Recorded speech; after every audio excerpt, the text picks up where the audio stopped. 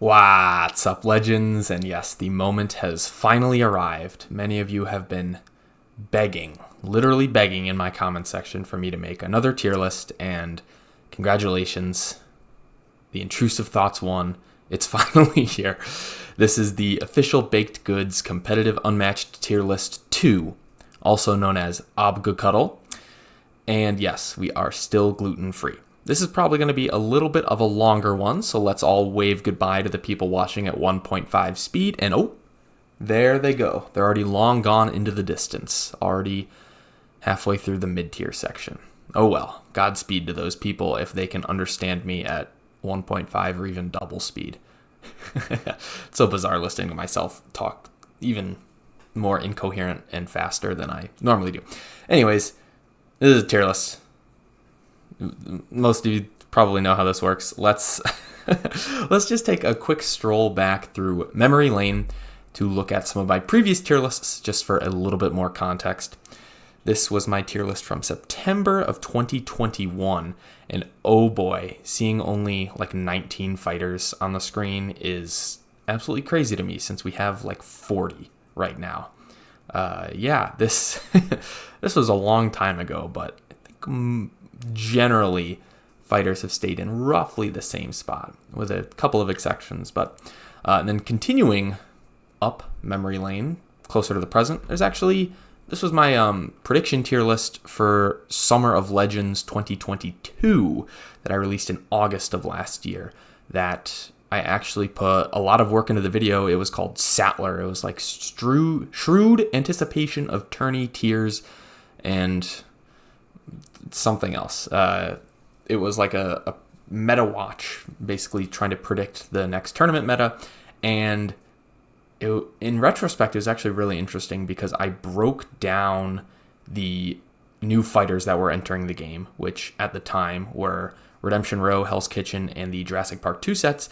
And I basically talked about how those fighters would impact the meta and how some of the old established meta would be changed, specifically Yenenga, because remember, in Winter of Champions of 2022, she dominated the meta, and basically every single Conquest draft at the time revolved around her, Sinbad, Bloody Mary, Little Red, Bigfoot, things like that.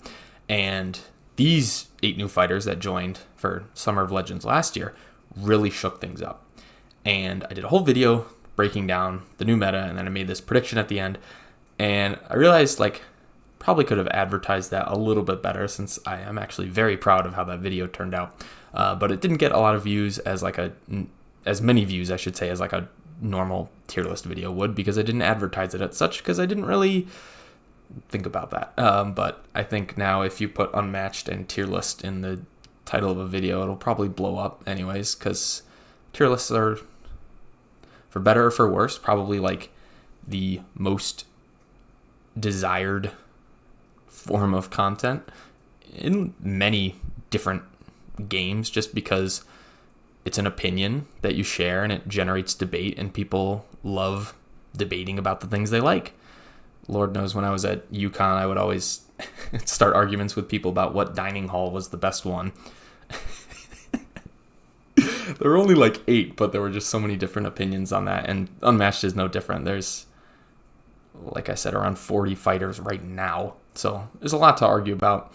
And of course, this tournament for me was just full of amazing memories, like going undefeated in pool play, and then losing game 1 of every bracket match I faced, and I had to make some ridiculous comebacks in games 2 and 3.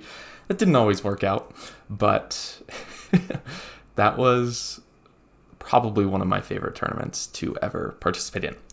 So anyways, let's talk about the current tier list. Yeah, the most important thing to consider when using this list is player perspectives. Now, I'm making this section of the video because in the prior tier list video, I made a bunch of assumptions, like how player skill and experience was like even and balanced, and made a lot of assumptions about things in like best case scenarios in terms of fairness. And I realized that's not actually how this game works. A lot of times things won't be even, and so factoring that in is actually important to consider, rather than just assuming that everything is fair. And so when thinking about that, player perspectives are really important because there's generally two types of people in this game. There's people that specialize in specific fighters. Think Zero Skater with Genie and Yanenga and Black Widow and etc., etc. It's probably the easiest example to list off.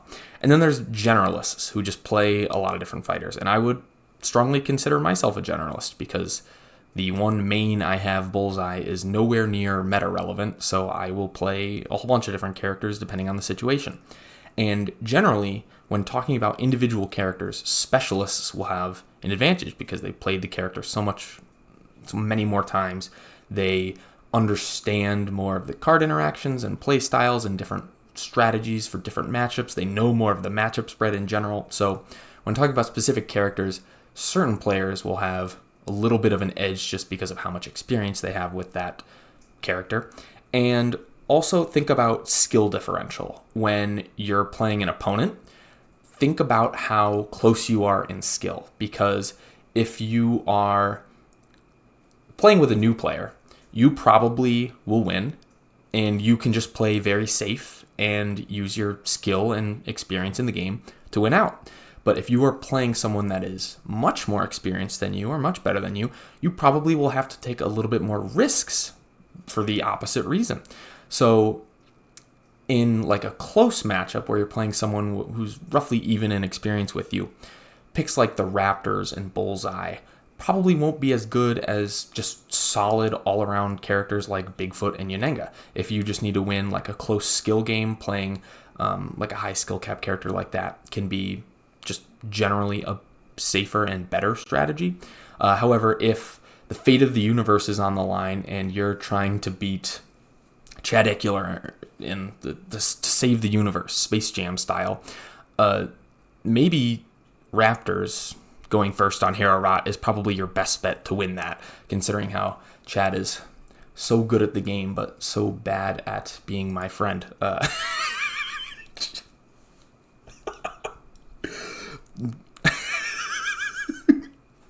Oh man, this manufactured beef I have with Chad is so funny. Chad, I love you. I'm probably going to leave that in just because it was so out of pocket and funny. But so basically what I'm saying is based on the skill differential between you and your opponent. Skill difference. Skill difference between you and your opponent. Sometimes taking a riskier character is actually your best bet. And so that can kind of shift tiers around in general. Some other assumptions are format, because format changes a lot of different fighter viabilities. So for example, in Conquest, that was a format all about counterpicking. So obviously certain characters like Sinbad or Beowulf had stronger reason to pick them because they were good into certain meta characters like Yanenga, Little Red, or Dracula. Arsenal, however, is all about indirect counters because you can't guarantee a specific matchup based on how the fighter placement works. So if you let your opponent have Medusa through, maybe taking some like strong characters against her like Bigfoot or Daredevil and Ghost Rider and having like a nice cast of characters that kind of like all slightly counter one of their characters, so that if they get played, they kind of you're favored wherever that ends up. But Arsenal is also about just like general strength picking because you can't line up those matchups. So there's like different reasons to pick fighters in there. In Ladder, there's like a fixed fighter pool that you have to analyze because there's only 10, and so the picking process for that is a little bit more straightforward versus something like a draft where there's like usually 24 different characters and you're basically just picking on strength and personal preference. There's Banquest coming up, which I will not even pretend that I understand at this point in time, which is why I'm playing in the preseason tournament for that, but like there's probably some picking strategy for that. There's like rosters where you have to like construct even matchups intentionally that you feel experienced from either side from. And then there's just casual play where like none of that matters. So this list kind of lumps all of those formats together, but just be aware that certain characters are better / worse depending on what actual format you are using. And just one last thing, because if you're playing against a Logan, there's usually an obvious choice on who you should play. So that will change the tier list altogether, entirely. Crazy, right? Again, I want to bring up this quote from the great myself, that there are no 0% matchups, because at the end of the day, every matchup is winnable from either side, and you just gotta play your outs, play with your heart, and laugh at the silliness that can come out of this fun little game, because at the end of the day, that's what it's all about. The matchup you're playing definitely does not dictate who's going to win.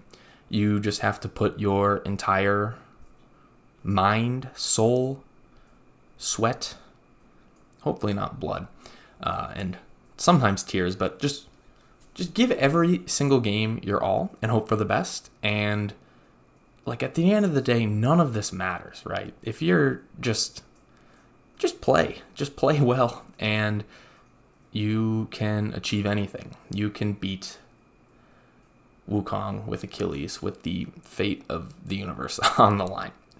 So anyways, let's break down the tiers that I'm going to be using for the fighter distinctions.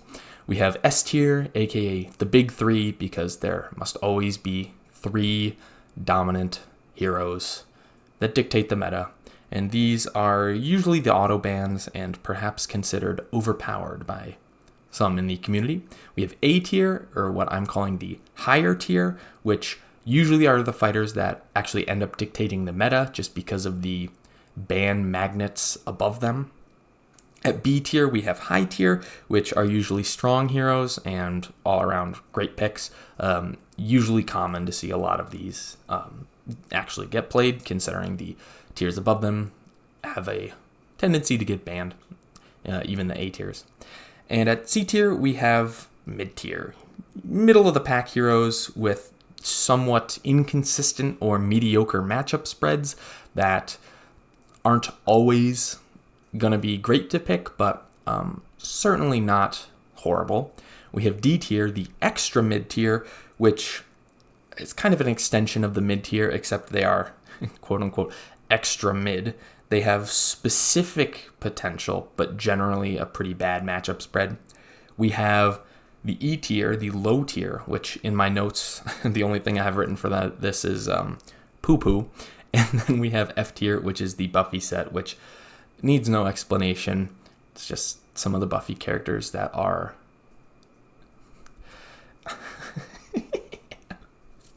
I'm just thinking of the scene in Moneyball where Brad Pitt goes, there's every other team, then there's 20 feet of crap, then there's us. There's basically every other unmatched character, there's 20 feet of crap, and then there's these Buffy heroes. So yeah, that is a tier overview, and you'll actually be able to see my face in a couple of seconds when I do some editing magic, but then we will start breaking down the individual heroes. By the power of editing magic, poof, I have appeared before you. My beautiful face, although my hair has changed, still as handsome as ever, and at least that's what my mom says. So, hello everyone. As you can see, we're going to start off from worst, going all the way up to first, and of course, last and certainly least, we have the Buffy set.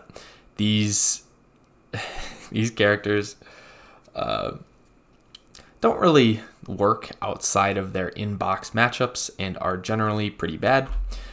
We have Angel, Spike, and Willow. I'm just going to talk about all 3 of these heroes at once because this video is going to be pretty long and I don't want to waste it on Spike, Angel, and Willow. The order of these heroes is pretty much interchangeable.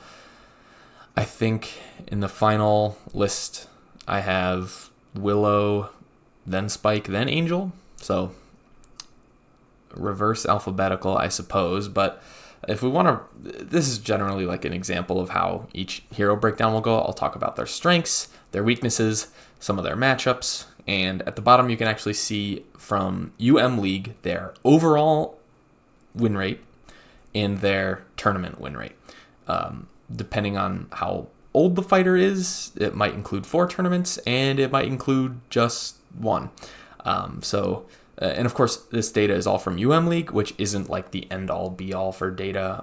Of course, some matchups haven't been played a lot, and so some of the data isn't correct necessarily, but I think in terms of databases go, this is the best thing we have. And so I think the data will generally be pretty accurate. If we're talking about Angel, he can hit kind of hard with a bunch of 5s and some auto damage, but he has horrible blocks. He can't value block for more than 3, and generally will exhaust himself. For Willow, she is ranged, double ranged in fact, and has a decent sidekick meat shield that she can revive multiple times.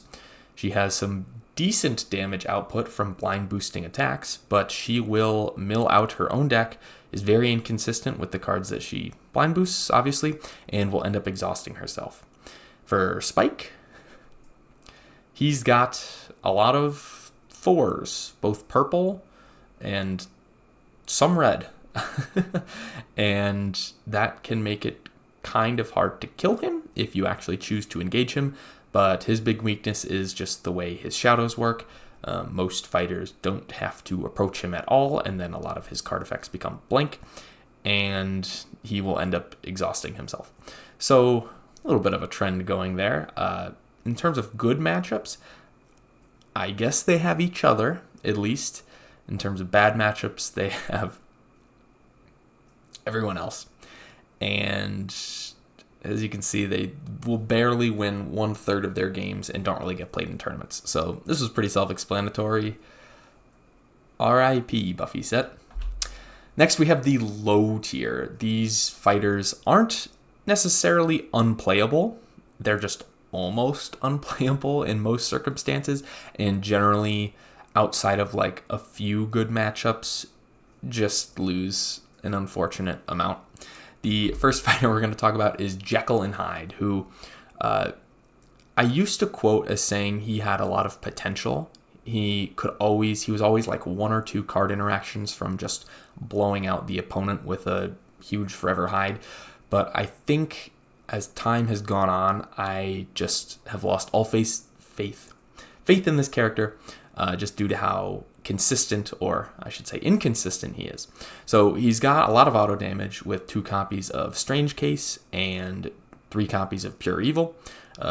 Averages around 10, which is a decent amount. And then you just have some big attacks. You have, I think, 4 red 5s and the potential to throw out a 6, all as Mr. Hyde, which can be a lot of damage. And in matchups where the opponent has to approach you, like Sinbad or the Raptors, you can get a lot of that damage off and like actually be ahead in terms of like life for most of the game, I think.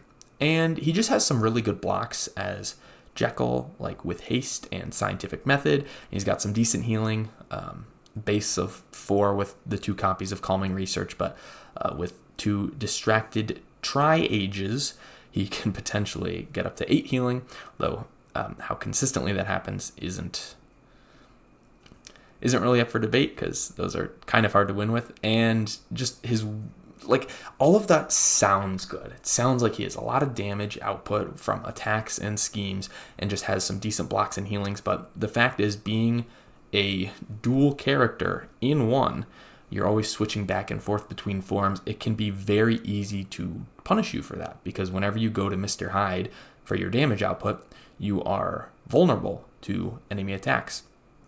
And just the general inconsistency that comes with having like half your deck be Jekyll, half your deck be Hyde. In addition to a myriad of other issues, like being moved to in solo with an ability that punishes you for maneuvering as the character that your opponents will run away from. Your reliance on Pure Evil, because, long story short, they recently changed how placement rules work. So whenever an effect lets you place your fighter somewhere, it has to be in an empty space. So you can no longer Pure Evil just in place, which is horrible. It's kind of like an indirect nerf from them smoothing out that ruling issue, but your reliance on Pure Evil used to be your opponent would just kind of like stay just out of reach of your zone in an extra space, so that if you were to pure evil anywhere, you wouldn't actually be able to hit them, because a lot of your Mr. Hyde turns optimized start out with a pure evil to teleport and then hit your opponent for a little bit of damage and then attacking them. And it was really, really easy to play around that card, especially for characters that didn't have to approach him. And then the whole issue of being moved to in solo just hurt even more. I've hammered home being inconsistent, and I kind of just touched on having initiative, because this character is horrible at chasing. Horrible. And when you can chase with pure evil, it's fine. But other than that, if you have to maneuver boost, you're just throwing away resources. You're throwing away cards that you could be pumping into Forever Hyde, and usually as Mr. Hyde you're taking a damage from maneuvering, which is just bad. So like outside of these few good matchups, it might even be even with Luke Cage, but still not even really sold on that one. Just not a good character, especially in competitive. Super fun though. Like, I love the idea of this character. I love the theme of this character. Duality of Man used to be one of my favorite cards in the entire game, but unfortunately Jekyll and Hyde just don't really mesh as well as they should, which actually very thematic on that end. The next character is the King Arthur, who, as no surprise to anyone, is pretty bad.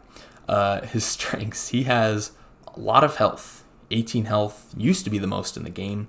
It has since been 18 hero health, I should say, since been surpassed by She-Hulk with 20 and T-Rex with 27. He used to be really tanky, and then just by comparison, he isn't anymore, but still tanky. And he has Merlin. I want to say one of the best sidekicks in the game, but like really, he just has some interesting scheme effects and bewilderment. And I guess he can throw out ranged momentous shifts. But his weaknesses, oh boy. A lot of this comes down to his ability basically being useless, because your opponent can cancel it, which means you waste a card, and it's hard for you to boost a lot because you are so slow. You're often boosting your maneuvers to get in to actually even hit your opponent, and then you're going to spend another card boosting your attack that will just get canceled, and you just waste a lot of cards, and you don't even have like a decent amount of card draw to support that kind of playstyle, just because, as I talked about in my consistency video, a lot of your card draw is just baked into a few cards, and if you don't draw those, you just don't have any draw. The whole way his deck is constructed, with Excalibur being a one-off card, it's easy for us to say this in retrospect, but like them designing King Arthur in the first set with one printed 6 and then a unique card to get that other unique card back and use it again. So that's like a 2-card combo that lets you play 2 6s, I guess 3 if you count the second time you play it. And then they just turn around and print Bigfoot like the next set, who just has 3 printed 6s and a bunch of cancels just by and card draw, just like by comparison. Just hurts. And Merlin's schemes are great, but there are a lot of unique cards in this deck, like Restless Spirits, Prophecy, Excalibur, Lady of the Lake, Holy Grail, maybe one other. It's been a while since I played this character. So he has just like a few good matchups. Invisible Man and Jekyll and Hyde, but obviously those are like also low tier characters, which don't really count that much. In my notes, I have Beowulf and Little Red, which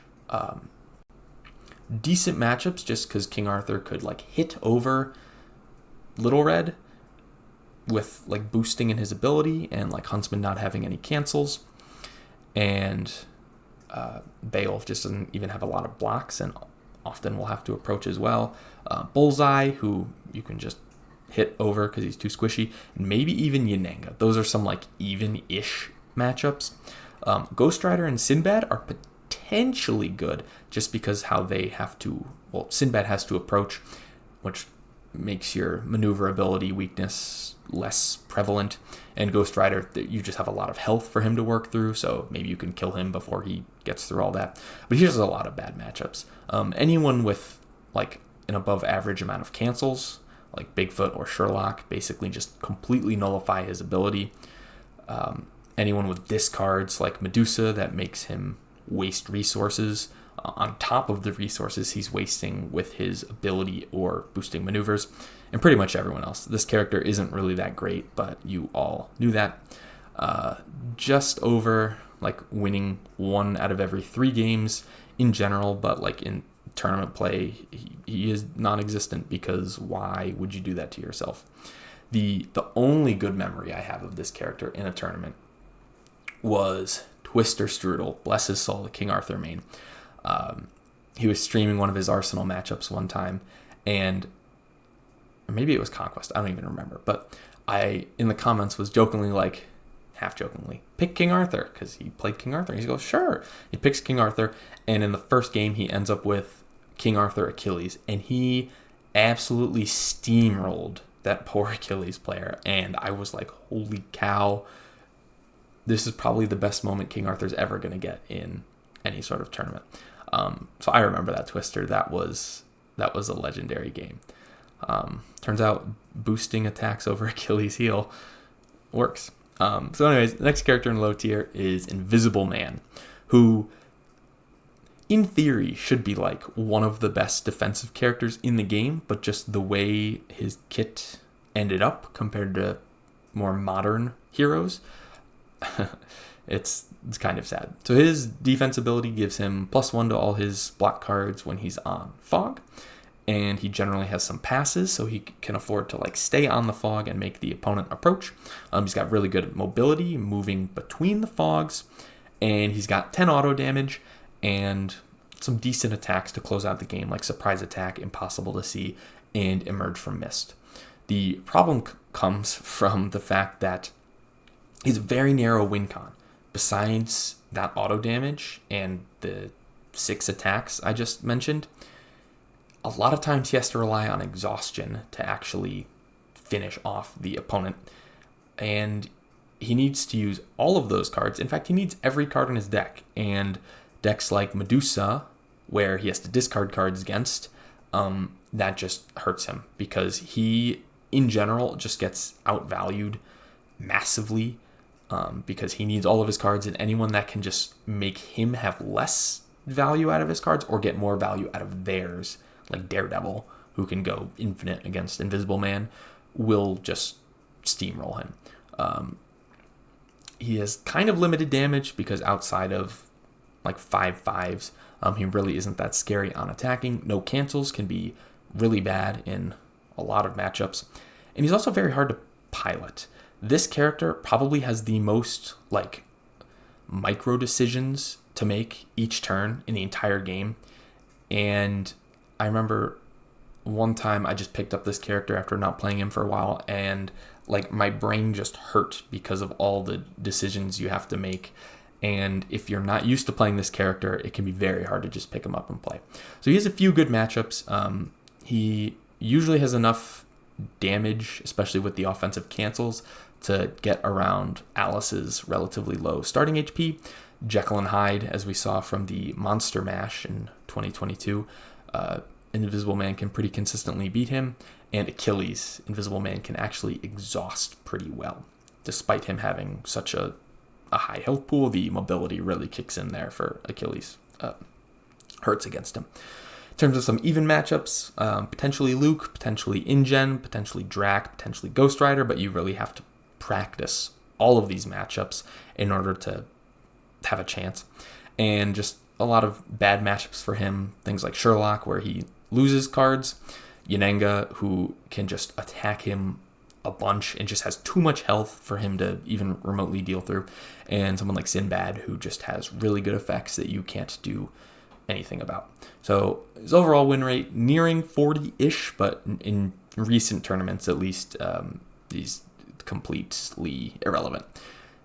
The original Summer of Legends tournament in 2021 was probably the peak of Invisible Man's career. That's when Zero Skater actually won the whole tournament, won the last game of the grand finals with Invisible Man. Of course, we don't really talk about the 2 games prior in the grand finals where he lost with Invisible Man, but makes for a slightly less good storyline. So Invisible Man like had his one narrow gap of meta relevancy and has since fallen even further into the pit of despair. Let's try every around 3-ish fighters to take a little bit of a hydration break, because I know I'm going to be talking a lot, so my mouth is going to get pretty dry, and having water is good. So everyone at home, I see you. Take a little sippy sip of that good wah-wah right now with me. Let's hydrate, homies. Woo. The next fighter I have is Buffy, the last of the Buffy set, but not much better than her coworkers. Her strengths: she's move 3 and can move through people with her passive ability, which makes her very mobile. She has what I refer to as a sidekick sideboard. So she has 2 sidekicks that she can choose at the beginning of the game which one to use, which makes her very flexible in a lot of different matchups. Granted, it doesn't really help that much, but just having the choice is nice. She has a lot of movement on her cards, whether it be moving herself, moving her opponent. She's very, very mobile, and her ability even helps with that. She has some ping damage. She has 3 Slayer strength and 3 cartwheel kicks that are really good at dealing 1 damage to people around her, which makes her slightly better against characters with multiple 1 health sidekicks or multiple heroes. We'll talk about that in a second. And she's got some solid blocks. Skirmish and Rapid Recovery, even though that card is underpowered, and Slayer Strength are all basically 4 value blocks. So she has a decent amount of those. But a lot of her weaknesses come in because of just how generally low her values are. Outside of some 3s and 4s, she has 2 5s to attack with, which means she's not attacking you for very much and can't hit very hard. So like she really needs to squeeze all the value out of her auto damage that she can. And even then, it's just like still not really that good. Her sidekicks are really easy to kill because Giles only has Feint and Skirmish available, and I guess Regroup if we're counting that. And Xander just adds 2 copies of Right Hand Man, which can be slightly telegraphed. So in general, it's pretty easy to take down her sidekicks, and what little value they added just gets removed. And card draw. She has almost too much card draw, and like her fellow setmates will most of the time end up exhausting herself. And the game will typically go pretty long because she won't be able to kill the opponent with her subpar values. So she does have like 2 decent matchups, I would say, into Robin Hood and the Raptors, because she is really good at taking out Robin Hood's outlaws. Her kind of low value attacks aren't as bad into Robin Hood, who can only block for 3. And against the Raptors, having a bunch of card draw really helps. Being able to move out of pins really helps. And the like little ping damage around her with the movement also really helps. Some even matchups she might have: Bullseye, Jekyll and Hyde, Cloak and Dagger. This is actually a really fun matchup.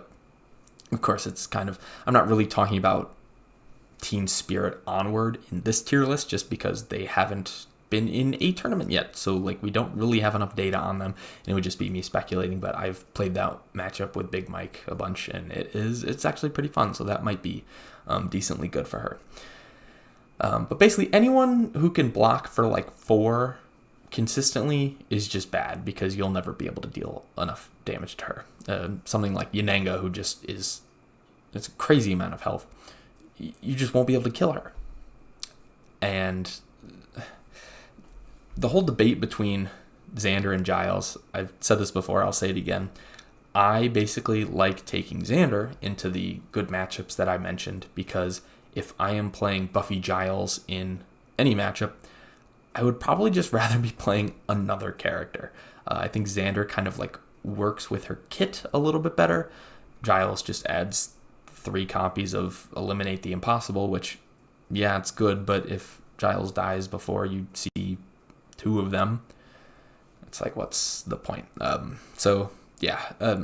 a horrible win rate overall, but like in tournaments, she just doesn't do very good, especially in like more modern tournaments where you can't guarantee matchups, like Arsenal. The very few good matchups she did have are just like mostly irrelevant because you can't line them up. Next, we have Deadpool. I actually was going to include him in this one because I figured why not. He wasn't in my last one, and that was another thing I felt was kind of unfair because why not? He's here, but he's he's low tier. He can heal, and he has 30 different card effects, so he's got some variety, and he absolutely crushes people named Logan. But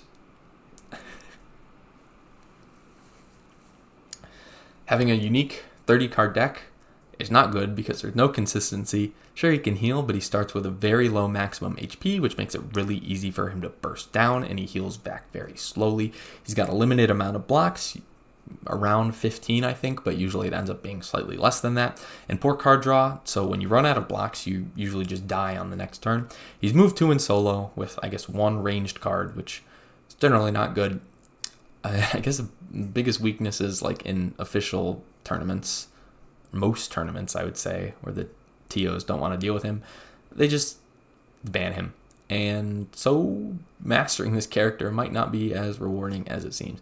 In terms of matchup spread, he's basically pretty good into like everyone below him on this list, and pretty much everyone above him just stomps him.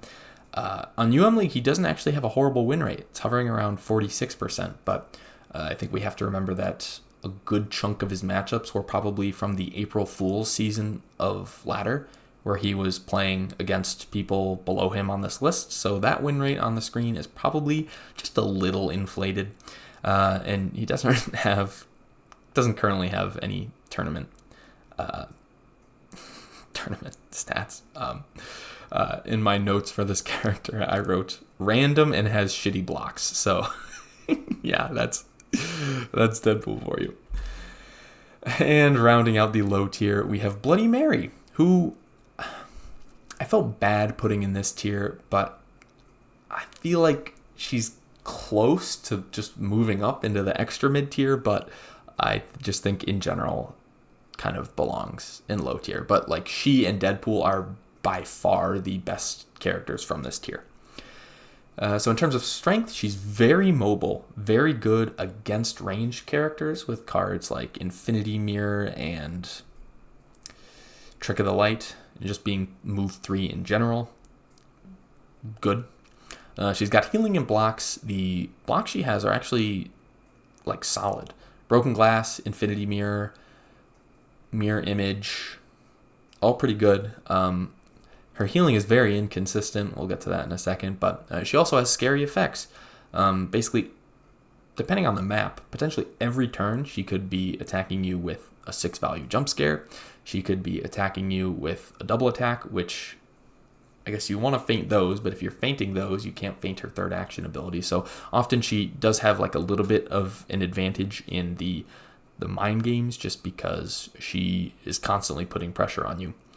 But in terms of weaknesses, it's very hard to actually get her ability off, and you need her ability in order to trigger her third action card effects, which sometimes are the difference between winning and losing with the extra health or the extra damage you can deal. I think a lot of times you're playing the ambush not on third action just because drawing an extra card is cool. She only has 2 feints, so in certain matchups where you need to cancel a lot, she can't. She's weak to cancels, so characters like Bigfoot with more than 3 standard feints, just kind of, she doesn't have a chance against. And her blocks are pretty good for value blocking, but against like characters like Sinbad who attack you but then have effects that increase the attack, or like Achilles, Alice, Moon Knight who have like an attack buff, things like Mirror Image are just not good, and Broken Glass just becomes like a blank 4, which isn't that great. So she's just a little undertuned, but that really isn't news to anyone. In Winter of Champions 2022, 2. I think the last Conquest format. Yanenga was all the rage, and so Bloody Mary was basically getting picked every other draft. It was awesome to see. She's also pretty good into Little Red, who doesn't really have that many cancels at her disposal, and Robin Hood. Like I said, she's anti-ranged, and the Broken Glass gets a lot better, and she can pretty easily deal with the Outlaws, I think. Some even matchups, apparently Bigfoot. That's one I need to actually try out, but people have been saying she's like actually not horrible into Bigfoot, which would make sense considering that Mirror Image is actually really good into anything he's going to throw at you except Feint or Momentous. And I don't know, like the double attack against his 4s just is great. But that's the one I need to look into more. But if I didn't mention that, people in the comments would probably call me out for that. And also Bullseye. That is a really fun matchup between 2 aggressive characters. And yeah, I've played that one. It's fun. Bad matchups. Sun Wukong, Luke Cage, basically anyone that's like hard to hit and actually land damage on, she's not going to get any on. It's actually kind of sad that the in-box matchup with Sun is just so abysmal for her. Luke Cage, just with trash talks are always going to win, and you just like can't damage him because of his ability. Sinbad, like I said, you only have 2 feints and you're bad at blocking attack buffs. Same thing with Achilles, he's just going to hit you too hard. And Beowulf, if you ever were going to end your turn with 3 cards and get your ability, he can just Vigor Encourage you, make you discard a random card. You just like won't be able to get your ability off. Also, cards like Fatal Struggle will mess up your hand count even more. Just a lot of bad matchups, and so overall, like Deadpool, her win rate is kind of inflated because of the April Fool's seasons that she's in, but in tournaments we can see she barely winning 1 out of every 3 games, which, especially in a format like Arsenal where you can't line up specific matchups, she's just not going to thrive there. So we're out of the low tier and into the extra mid tier. Again, these characters are kind of mid-tier characters, but worse, with like specific potential and just a bunch of bad matchups otherwise. So the first extra mid. How do you want your pizza, sir? Extra mid. So the first extra mid-tier hero we're going to talk about is Bruce Lee, which is unfortunate because he is the people's champion of our hearts, but unfortunately just not very competitively viable. With his ability and move 3, he is incredibly mobile. He's also one of the best kiters in the game because against enemy melee fighters, they will usually never get to double attack him because of his end of turn bunny hop. He has an unparalleled amount of action gain, he said, not doing the math. He can just attack you a bunch, especially in the same turn. So if you don't have cancels or a ton of blocks, you're screwed. He has recursion, limited recursion though. He can use Be Like Waters to get back one of his 6 Jeets, also a copy of Hoo-Wah, so he can potentially get 7 decently good attacks back. He has draw power with Regroup and Draw Jeet and Little Dragons. He can generally draw a lot, not Be Like Blood, Taste of Blood. And he's got some bursty combo turns. So like I said, you kind of always have to be ready for him to just pop off. His weaknesses, like Bloody Mary, not great against cancels. He has like 9 unique cards, which doesn't help in terms of consistency. And he is incredibly squishy. He has 14 health and wants to block with Be Like Waters, which are only 3 value blocks, which aren't very good. So he's probably going to be taking damage if he wants to recur his Jeets. I guess he does have the potential to block for 4 with Skirmish or 6 with Empty Hand Little Dragon, but his playstyle is attack a bunch, get attacked a bunch so he can get his Jeets back, then attack more. And the problem is he has to be attacked, and because of his kind of subpar block package, he's just going to take too much damage trying to get those cards back. And just trying to squeeze all the value you can out of just the cards that start in your deck is hard because the enemy has cancels, and so often your G chains or your Gs in general will not really do that much the first time you play them, typically. So good matchups against people without cancels or limited cancels like T-Rex, Wukong, and Bloody Mary. The Yanenga matchup is even and very fun. Bullseye can also be even. Ghost Rider can be probably slightly unfavored for him, and playing against the Raptors is always fun. But he has a lot of bad matchups, typically characters that either have enough auto damage to just waste him away, like Sattler, Little Red, and Bigfoot, and Sherlock, because you have a ton of high boost values. And people that can just hit you hard, like Achilles, Bigfoot, and Moon Knight, will just make short work of your 14 health.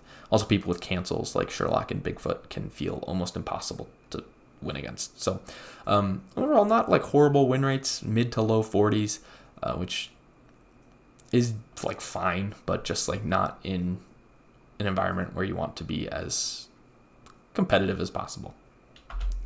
The next hero is my heart and soul Bullseye, who unfortunately is pretty trash. So his strengths, he's really good at kiting with his ability because he can attack from up to 5 spaces away, ignoring zones. So on certain maps, he can just sit in 1 or 2 spots and just attack wherever you go every single turn, which is amazing for aggressive pressure. He has a bunch of movement effects, like moving exactly 4 spaces, moving 2 spaces, or moving to a spot that shares no zone with your current space. It's really hard to double attack this character, which helps him live longer into the game and see more of his great attacks, which usually have the potential to deal a large chunk of damage to you if you are not ready for them. He, like Bruce, is incredibly squishy. He can not block for 4. He blocks for 3, 2 if he's unlucky, and so his 14 health with no healing just won't be enough most of the time. He also needs advantage because if he is not going first and or not on one of his preferred maps, he's going to have a really tough time, especially if he has to maneuver first in order to attack the enemy every single turn. And also people with a lot of cancels can kind of just ruin his day. So he has like a few good matchups, which are actually like decently high tier fighters, like InGen, Yanenga, and Sherlock. Yanenga not having any cancels really helps. InGen having a limited amount of blocks helps. And Sherlock, although he has cancels, Bullseye oftentimes can just pressure him because Sherlock has limited draw and limited blocks, so Bullseye can sometimes get very aggressive, especially at the start of the game, and capitalize on that. Some even matchups for him are Achilles, which sounds really surprising, but I think if you know what you're doing as Bullseye, that matchup is definitely decently winnable for you. Bruce, Ghost Rider, and Robin Hood are all pretty even, fun matchups. Bullseye has like that aggressive X factor that can help him win any game. It's just he's oftentimes kneecapped by the format you're playing in because he doesn't really, besides the people I mentioned, he doesn't like hard counter anyone besides the 3 on the screen and maybe 1 or 2 others. So he's like not super great in like a counter picking format, and in a format like Arsenal where you're kind of drafting like generalists, and especially in a format like Arsenal where you have to assign people to advantage. Sure, you can assign Bullseye to advantage so he goes first and you get to pick the map, but that's like pretty predictable, and so your opponent is going to not put a good Bullseye matchup on their disadvantage. In formats like Ladder, where there's split advantage, he either gets to go first or pick the map, which can be all right depending on the map spread that season, but most of the time isn't good because you're either on a bad map for you going first, maybe you can't even attack first turn, Or you're on a good map for you, but going second, so your opponent has the hand advantage already, which isn't great for you. So he has a lot of bad matchups, especially people that can deal a lot of auto damage to him, like Little Red or Sattler, a lot of people that just hit really hard, like Bigfoot, Moon Knight, and Luke Cage. Pretty similar problems to Bruce. And yeah, he's not good in tournaments. He's like passable in general, but just not good in tournaments, which is really sad. I've dedicated a lot of time to learning this character's matchup spread.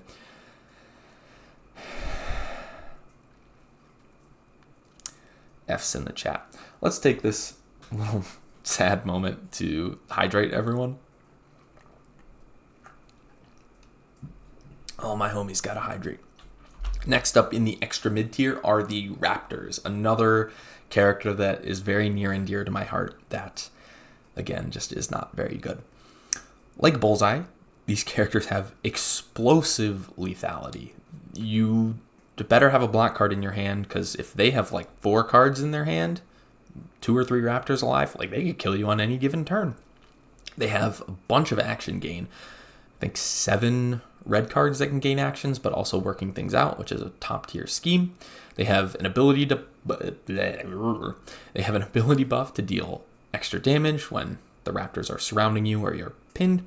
They have some really good attacks: Eviscerate, Pack Hunters, Clever Girl, Ambush. Really solid attacks, especially when they're buffed up by 1 or 2 attack points. And they just have board presence. If you spread your Raptors out on the turn before you're going to go in, you can cover a large part of the board, and the Raptors are actually decently good at corralling enemies, especially on the tighter, smaller maps like Hero Rot or Sunnydale, Raptor Paddock, things like that. They have a decent amount of board presence, and so having 3 fighters alive is decent for characters that try to run away from you. Their weaknesses, like Cloak and Dagger, I think this is just the problem that all multi-hero heroes are going to have, is that in order to balance them, they have to give each individual hero a lower max HP than normal, so that the games are actually fair. If you had 3 Raptors with 14 health, so in order to balance them, they each have a low individual HP, which makes it decently easy for your opponent to just focus 1 Raptor and kill her. And then your offensive capability kneecapped, your board presence kneecapped, and suddenly it's a lot harder for you to win the game. They only have 10 blocks in their 30-card deck, 3 feints, 4 3-value decoys, and 3 4-value blocks that actually have a ping damage on them. But overall, you're going to be taking damage even if you do actually block. So you got to win fast, which is hard because you don't have any card draw. So you have to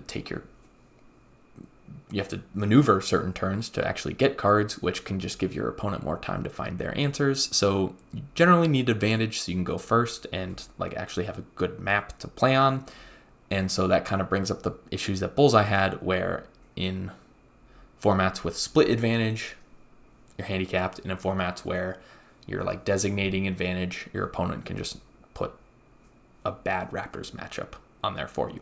So I'm not entirely sure what format would benefit this, or like these types of characters, but I think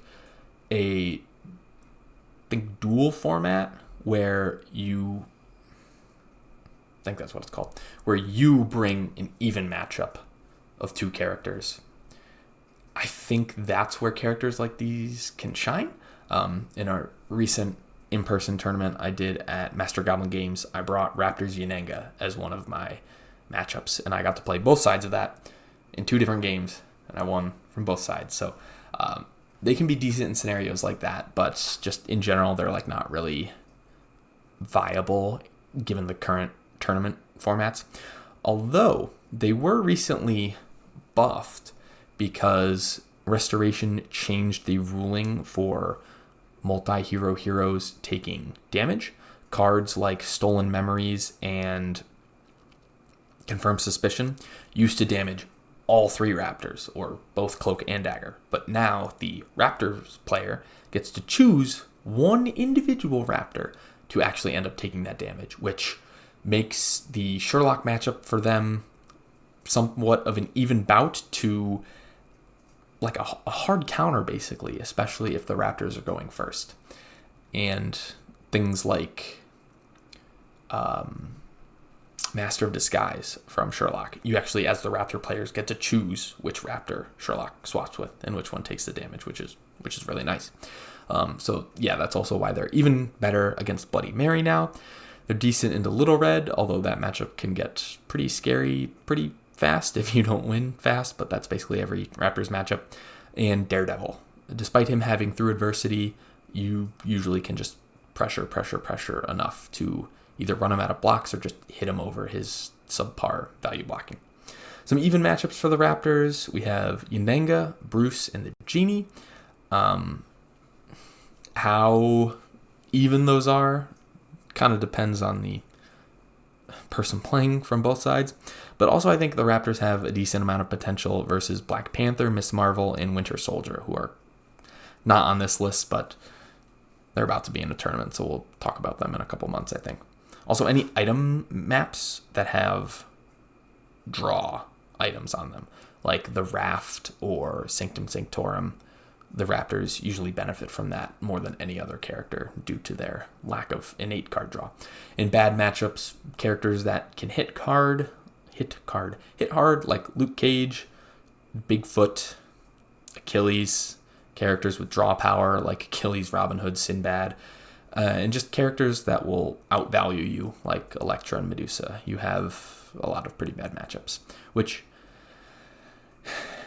like I said, in tournaments isn't great, but like overall the Raptors are not horrible. They're sitting at a 50% win rate on UM League. I think they're slept on for sure. It's just the competitive lens we look at everything through does not favor them, unfortunately. But I'll be waiting for the day where they can make a comeback.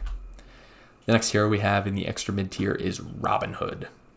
So Robin Hood has a bunch of card draw, has a bunch of mind games given regroup, Hunter's Eye, ambush, disarming shot, piercing shot, wily fighting, regroup, highway robbery. Whenever he attacks you, you don't know if it's going to be just like a draw bait to get a defense out of your hand or it's something that will actually hit you hard. And he's going to attack you a lot because with range and his ability, he can very easily put himself in a like compromised position to attack you, but then he can just hop right back out over an outlaw into safety. So he's basically going to be attacking you at least once a turn, twice if he's lucky, and the mind games and just constant pressure will eventually wear you down. Unless you just kill him first, of course, because he has low value blocks. He can only block for 3, and he's incredibly squishy, 13 health, no healing, and he needs his sidekicks. So his 4 outlaws, he can get 6 total during the game with his 2 blue cards, Defenders of Sherwood. But if you're a character that's really good at clearing out those sidekicks, whether you have auto damage like Buffy or just a AoE damage effect like Little Red, if you get all your sidekicks nuked, Stallion Charge from Unanga, like early in the game, you just might not be able to survive long enough. So this was a character that used to be like very prevalent in the meta, but I think he's just gotten outvalued, especially since Battle of Legends 2 came out. That was kind of the beginning of the end for him. So he's good into matchups where the pressure he applies is great, like Raptors, Beowulf, Muldoon. The draw helps him. And I think Little Red, the highway robberies really mess her up. But like I said in the weakness category, if you just get your sidekicks pathed, you're screwed. Some even matchups for Robin. We have Sun Wukong, Achilles, and even the Genie, which is actually very surprising. But the Genie just doesn't deal that much damage to you, so you actually like hit harder than he does. And bad matchups, just characters that can value block decently, characters with auto damage, and characters that just hit you very hard. During the Conquest era of the official tournament scene, he used to have like a 47% win rate. But now in the Arsenal era, he's at 27, which is absolutely abysmal. So we'll see how Banquest shakes things up for him. But overall, like, in general, not a horrible fighter. 43% is just like slightly subpar. It's close to being feasible, but just in tournaments, he currently does not have what you are looking for. The next hero in the extra mid tier is Ghost Rider. Vroom vroom. So his strengths, his ability ping damage. His ability ping damage is unmatched. He's really good at clearing out squirrels, outlaws, the hand, harpies, clones, you name it. And he's got some decent endgame mind games between his 5 and his Blaze of Glory, because one of those you want to value block, one of those you want to cancel, and if you do the opposite, you're screwed. He might have some more strengths because I think people lean into the Vroom playstyle a little bit more than they should probably, but I don't think anyone has really spent the time mastering Ghost Rider playing more of a straight up game, just because it's easy to turn your brain off and just vroom through your opponent. But in terms of weaknesses, he has some decently low block values. He has a blue 2 that he can use Hellfire to make up to a 7 potentially. He has a 0 that passively has the value of whatever his Hellfire is. So if he has 5 Hellfire, it's a 5 value block unless it gets canceled. And he's just got some 3s. So like, he's going to take damage, and a lot of the time your opponent will probably be able to deal you damage faster than you deal them damage, especially when you're vrooming. He is very dependent on schemes and Hellfire. Chains of Hellfire, if one of them is buried, oh boy, if both of them are buried, you just lose. And Hell Rides With Me, another really good card to have, but like, you have 4 schemes that give you back Hellfire, and the other ways you get Hellfire is basically with a Momentous Shift type card or with a Scientific Method type card. The names escape me because I have not played this character that often. It's kind of hard to win fast, which is a criticism that some of the characters have in this game, not all of them, but like, if Ghost Rider is ever in this scenario where it's like, okay, I have like 3 turns to kill my opponent before they stabilize enough and then just beat me, he can't really win on a clock if it matters. He is very like deliberate and paced with his damage.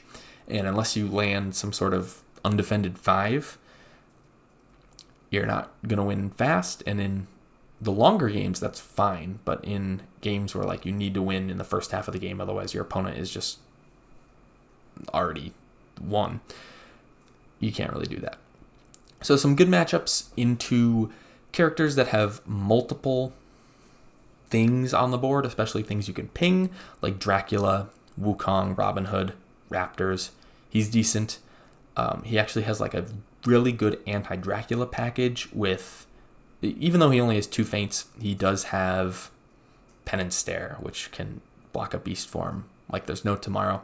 And also into people with low HP like Robin Hood or Alice. He is really good at just vrooming them without even having to attack them, which in the case of Alice, like, you just don't give her the opportunity to play Looking Glass, and if you do, you're attacking with Penance, so it's like a 10 value attack. So yeah, it's like pretty obvious to see why those are good matchups. I also think he's decent into Electra. Just Electra is Electra, so I don't think it's necessarily guaranteed, but it feels pretty good compared to some other fighters. In my notes, I also have him decently even with Medusa, Sinbad, since he has to approach. I think he has a slight edge on Bruce, because even though Bruce has like an ability that puts him further away from you, he still only has 14 health, and he's pretty easy to vroom. Probably good into Cloak and Dagger, although their commandings are going to trigger their ability a lot. And he might even be good into Yen, although I think against an experienced Yen player, probably not. He has a lot of bad matchups, especially characters that either have too much health for him to room through, like Beowulf, or like Beowulf's ability specifically just wrecks him. Moon Knight, who is immune to his auto damage a third of his turns. Achilles, who just hits him too hard. People like Sherlock, that can just take away his Hellfire schemes. Yeah, when he has bad matchups, they are bad.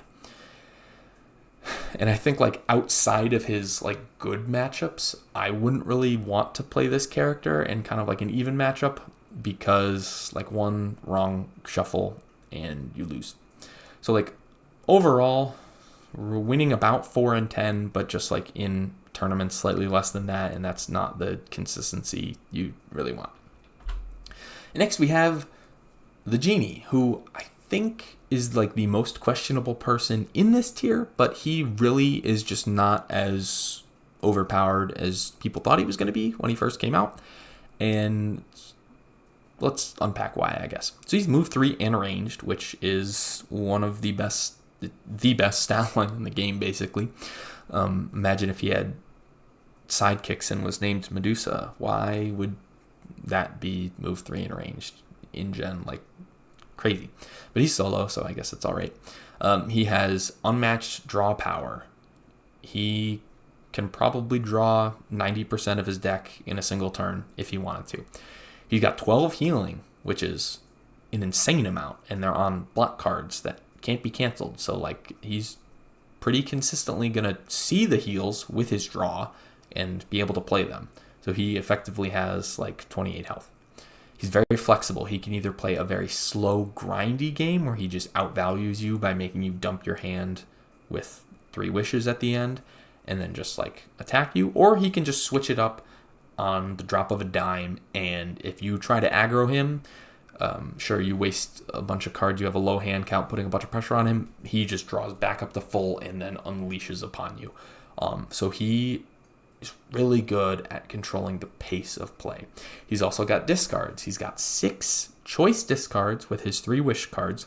He's also got 2 forced discards with his I've made sultans out of less. And he's also got really good ping damage with be careful what you wish for, I am freed, I grant you death. He's just really good at dealing 1 damage. So against characters with multiple sidekicks, he's pretty good at clearing them out.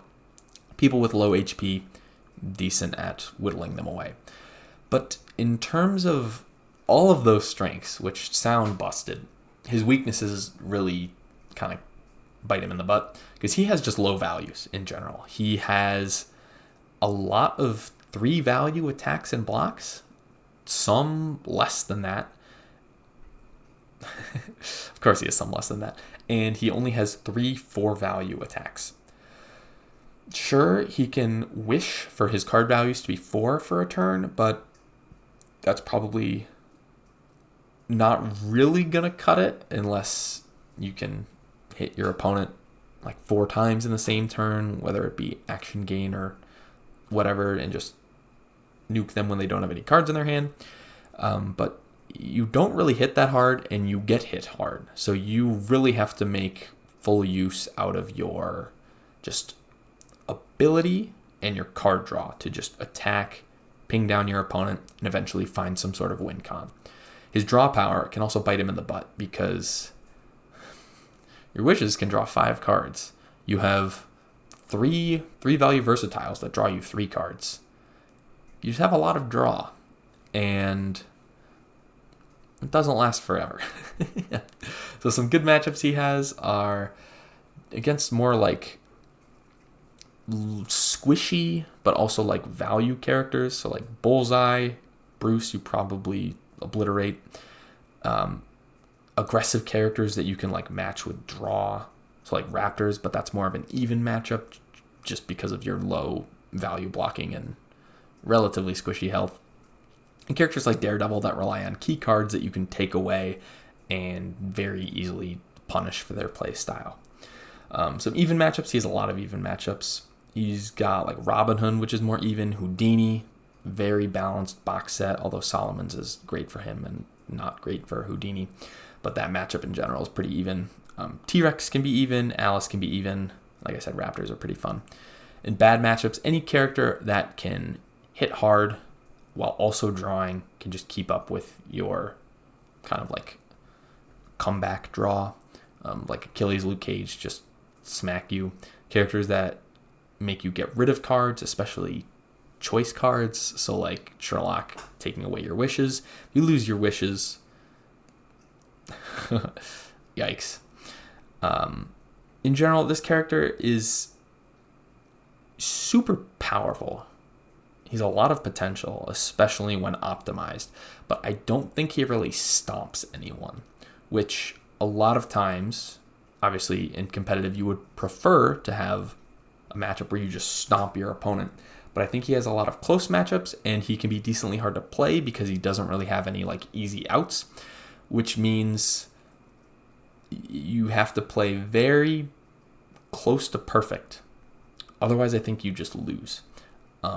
And that's why like he is like a less than 40% win rate in tournaments, and that's why you see like dedicated Genie players like Zero Skater 12 don't even touch him in tournaments just because of all those risks. So yeah, I think this character is completely balanced, completely fine. People made a fuss out about him when he was coming out, but it's because on paper he looks busted, but like in reality he's just not. So we're finally out of the extra mid-tier, and we're just onto the normal mid-tier. Let's take a second and get a very high tier sip of water. We gotta hydrate, homies.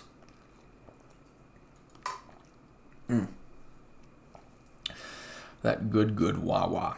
So anyways, mid-tier, these are characters that are mid. They have about average matchup spreads, some good, some bad, and they're not like elite at anything, but they're just like solid picks, especially when you're in like a format with drafts that has gone through a lot of fighters. Once you chew through like the top 10 fighters, depending on what your rosters already look like, some of these can be really good picks, but they're just not good while the best of the best are still in play. First in the mid-tier is Beowulf, who's everyone's tanky quad god. He's got a bunch of health. He's got some healing too to make it even bigger. He's got a tanky meat shield of a sidekick, so there's a lot of HP to work through. He's got some big attacks, whether it be a Rageful War King or a pumped up Ancient Heirloom. He can hit you hard. He's got some random discards with Vigor and Courage and passes, so he can play a really good long game. However, he doesn't have that many blocks, so a lot of times he's going to be taking attacks, especially his sidekick. His sidekick is probably going to go down like a sack of potatoes in 2 or 3 hits, because why would you waste blocks on Wiggy? He recently had an interaction changed with Grendel. Grendel used to, if you defeated the enemy fighter with the effect of Grendel, with the damage, the game would just end. It used to be if a hero ever reached 0, the game would automatically end after that effect finished resolving, and there'd be a winner. But now you check to see if if a hero is at 0 health at the end of, I think, at the action. So if you're at 1 health, Dracula is at 1 health, he beast forms you, you Grendel. Sure, you can spend the rage to deal 6 damage to him and kill him. But then he kills you, and at the end of the action, because it's his turn, he actually wins.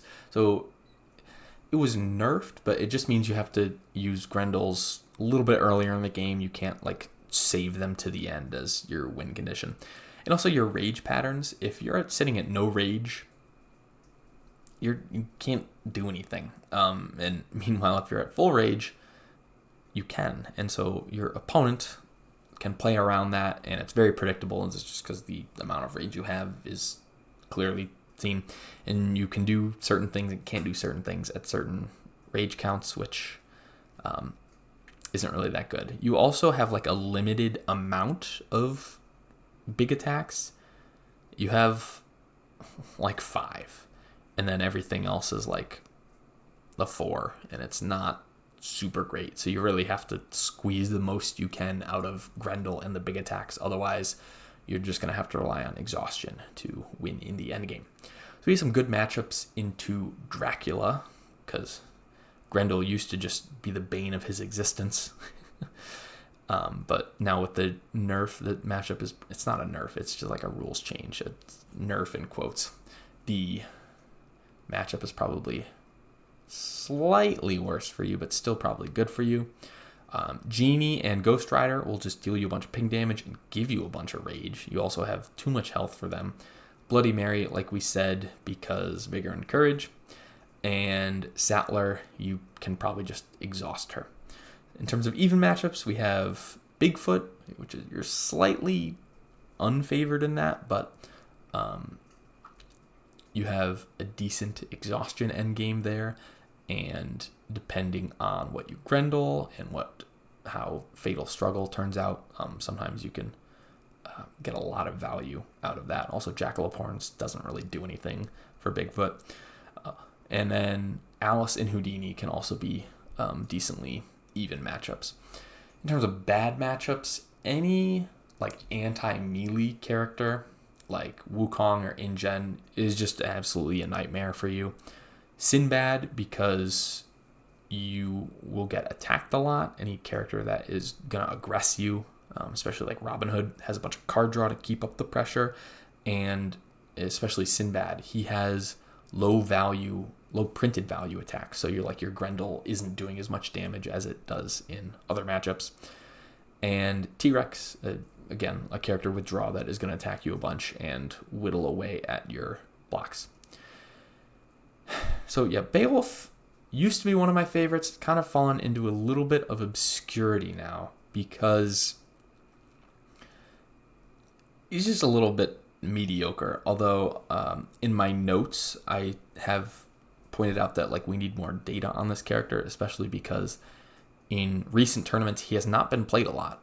I have 26 tourney plays written down, which I'm not sure is that from the 2 most recent tournaments or just the most recent tournament, but not a lot of data. And I think that's because people realize like he isn't as prevalent as he used to be. He's got a pretty poor matchup spread, especially into some of the Marvel characters, but yeah, he's hanging on at the end of mid-tier by a thread, which is a little bit of a shame because I used to really like this character and I just wish he was a little bit better. The next character in mid-tier is my favorite character of all time, Daredevil. So Daredevil's strength, he can recur like a madman with Breather and Devil of Hell's Kitchen. He can potentially go infinite if he sets that up right. He can blind boost, which it will give him more damage for attacking and more value for blocking, which is, it's amazing when you see a Daredevil player like whittle their hand down and just play a game at a low hand count and just constantly blind boost with their ability. He's got really good ping damage, especially with a son of a boxer and through adversity. He's got recursion. He can potentially go infinite because he can just shuffle cards back into his deck, get a lot of value even though he only has 22 cards in his deck. And of course he has recursion. His weaknesses against cancel decks and like cancel heavy decks, even decks with just 3 feints. When they cancel your devils, you can end up screwing yourself depending on how low your deck is at that point. Also, when you're not playing with your ability online, you can only block for 3, so you're probably going to be taking damage when you're attacked. You have no card draw, which means if you're playing at a low hand count, you play both your blocks and you draw 2 new cards, and they're both condiments, ketchup and mustard, you just get screwed, and you kind of have no way to recover from that, which is why it's a little risky playing at the low hand count, but I think you have to at some point during every game in order to not die. There's a little bit of randomness with the blind boosting. It's a risky play style. And of course the block ratio in your deck. You have 12 blocks, I think, out of 22 cards. And so it's around half. And especially without card draw, and if you're playing at a low hand count, very easily can stumble into an undefended attack. And that can throw off the whole course of the game. Daredevil is really good into characters like Elektra and Wukong that have limited to no cancels and sidekicks for you to ping through. Ghost Rider is also decently good because he will just deal 1 damage back and forth to you. He's not really going to be attacking you, and only 2 feints. So characters like that work out for you. He's got some bad matchups into more aggressive characters like Genie, Raptors, and Achilles, who will just draw a bunch of cards and hit him pretty hard. And Bigfoot and Sherlock with their cancels, big values, and also like forced discards, just kind of mess with Daredevil. I have to flip the page in my notes to see what I wrote down for even matchups. Hold, please. In terms of even matchups, characters with limited cancels like T-Rex, Yananga, and Little Red. I think Bullseye only has 2 feints, so that counts as well. And against Medusa, he is decently good because of the ping damage, the lack of impact that choice discards have on him, and just the fact that he can heal a lot, especially in that matchup, works. But overall, I think this character is like absolute mid. Like he's the potential to be the best character in the game, the worst character in the game, and then oftentimes is like right in the middle. And I think that's good because playing against characters that can go infinite is not fun for the person not playing as that character. Winter Soldier's on the phone, but so anyways, yeah, my favorite character in the game, according to Hat Chowder, but he has the hearts of many people, which I can respect. The next character in the mid tier is Little Red Riding Hood. So she has elite effects. If everything were to trigger on all of her cards always, she'd be probably one of the best characters in the game. She's got a bunch of auto damage, some random discards. She can heal. She's decently tanky. She's got a magnetic sidekick that your opponent has to kill. Otherwise, you just get a bunch more value out of him. And you have recursion. You can either use the same card over and over and over and over and over and over and over again, big hands, or you can recur some of your best cards like Basket or Once Upon a Time or Stones in the Belly or, you guessed it, the Wolfsbane Into the Woods. In terms of weaknesses, her deck order matters. If all of your dagger symbols are at the bottom of your deck, that makes your best cards worthless. If you're playing the game with blank 2s, probably going to lose. You are move 2 and melee. Melee. I need to pick one and not say both at the same time. You're move 2 and melee, which means you're pretty slow, and against ranged heroes or heroes that are just more mobile than you, it can be a problem getting around because you either have to boost and mess up your basket, and you're just like not really good at chasing. You have 2 hero only cancels, so the huntsman can't cancel anything, which means against like buff attack heroes, he's probably going to die pretty soon. And against characters like Daredevil, they can use their important effects on. You are pretty bad into cancels and discards because, again, you have a lot of your effect-heavy deck, so canceling anything on your cards will hurt you. And discarding will mess up your basket. And you generally have like low values, so yeah, while Mouth does a lot of damage, you're still taking a lot of damage. While Once Upon a Time deals a lot of damage, you're still taking a lot of damage. And if Stones hits something with a boost value of 1, you could be taking a lot of damage. So that can affect you as well. So some good matchups against characters like Electra, Yananga, Wukong with multiple sidekicks for you to hit with Path. You're amazing. Against characters with limited cancels, you're amazing because you can just guarantee your effects or just get a lot of value out of hands. And against Bullseye, characters with like not like a limited offensive output, but with very like one-dimensional characters, they can have a hard time killing you because they either have to kill your sidekick first and then you, or they just go for you, and usually it takes a while either way they go. Also against squishy characters like Bruce and Bullseye, you just have too much auto damage that you will just kill them very quickly. In terms of even matchups, we have Bigfoot, Luke Cage, and InGen. And in terms of some bad matchups, we have Sinbad, horrible for her, Houdini, Achilles Moon Knight, who just hit her too hard, hit her too hard. Dracula, who will make you approach and then punish you dearly for it. And Sattler, who just can heal up a bunch, and you not having cancels really hurts you in that matchup. She was a lot better in the Conquest era of the game, where there were like less fighters that just wrecked her. Some of the new Marvel characters really hurt her. But she had like a 50-ish% win rate in the Conquest tournaments, and now she's fallen to like 42-ish%, which isn't great. But she still has a ton of potential because she can beat some of the best fighters in the game, like Elektra, but also Medusa and Sherlock and Wukong. It's just like how consistently that will happen isn't really that consistent, but she just has a lot of potential given the great nature of her effects. It's just that is a double-edged sword, because with great power comes great deck construction and consistency, and sometimes things don't always work out the way you want them to. So she used to be like top 5 fighter in the game, I think, but she has fallen a long way just due to the nature of recent releases, unfortunately. The next fighter in mid-tier is Alice, who has been constantly mid her entire career. Her strengths: the big and small bonuses give her either more block power or more attack power, and those are both good.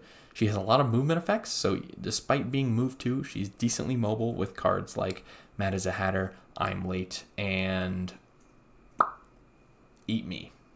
I think that's the scheme that moves you.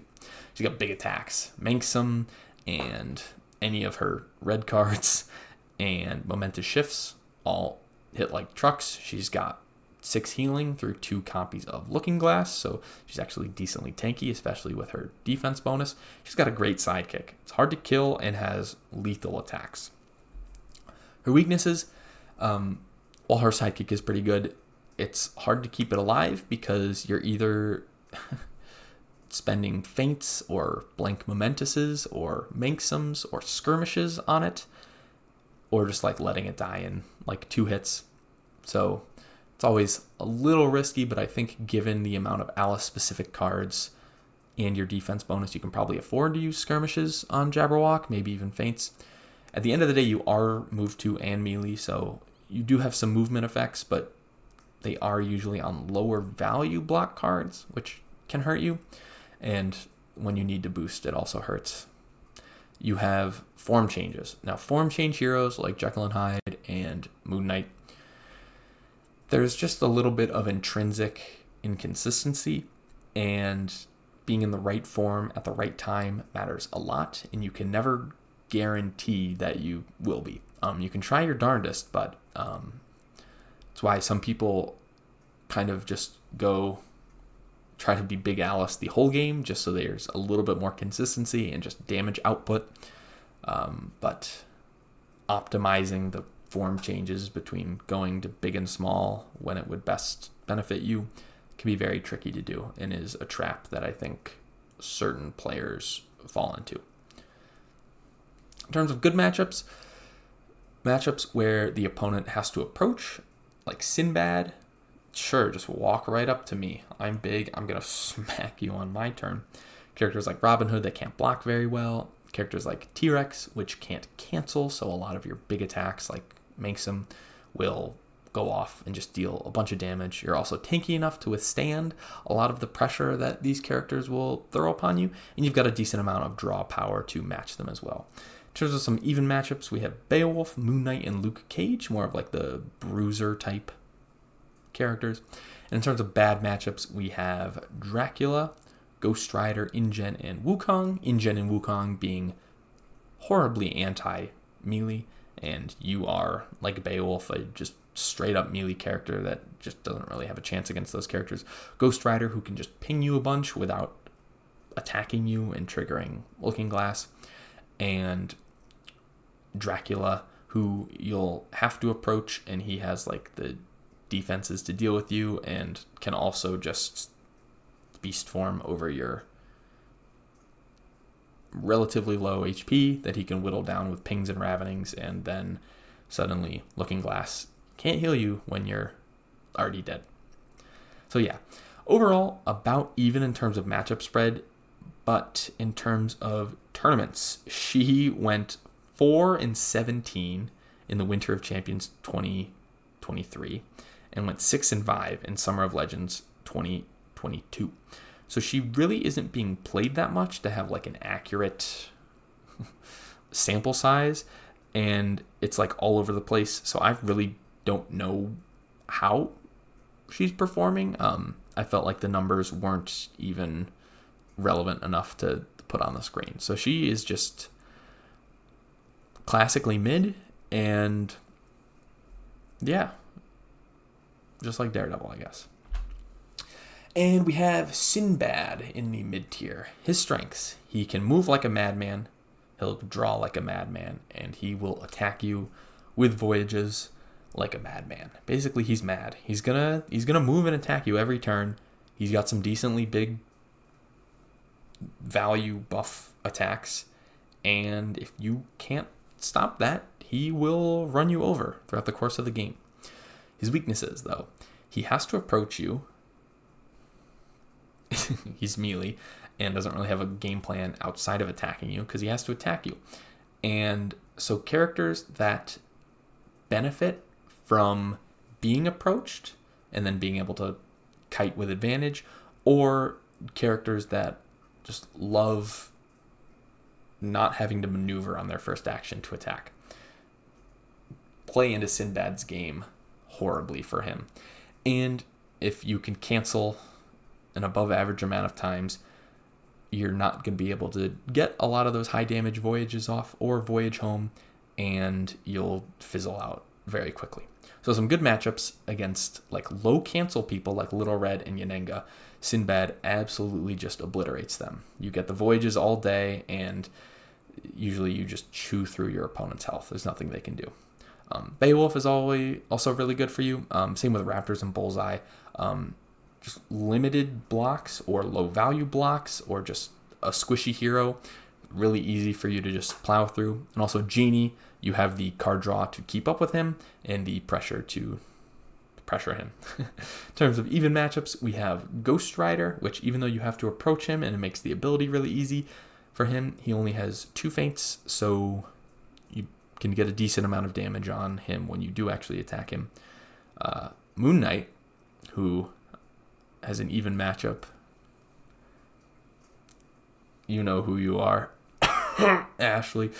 Not the end of the world if that matchup ever gets played on Baskerville. And T-Rex and Sattler. Sattler will actually exhaust faster than Sinbad, which is crazy, and you have the effects and the draw to keep up with T-Rex, potentially.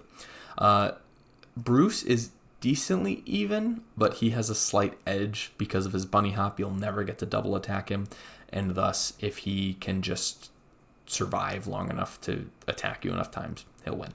But some other bad matchups, we have Bigfoot, who just has cancels, big attacks, draw. Achilles and Alice, who have big attacks, draw.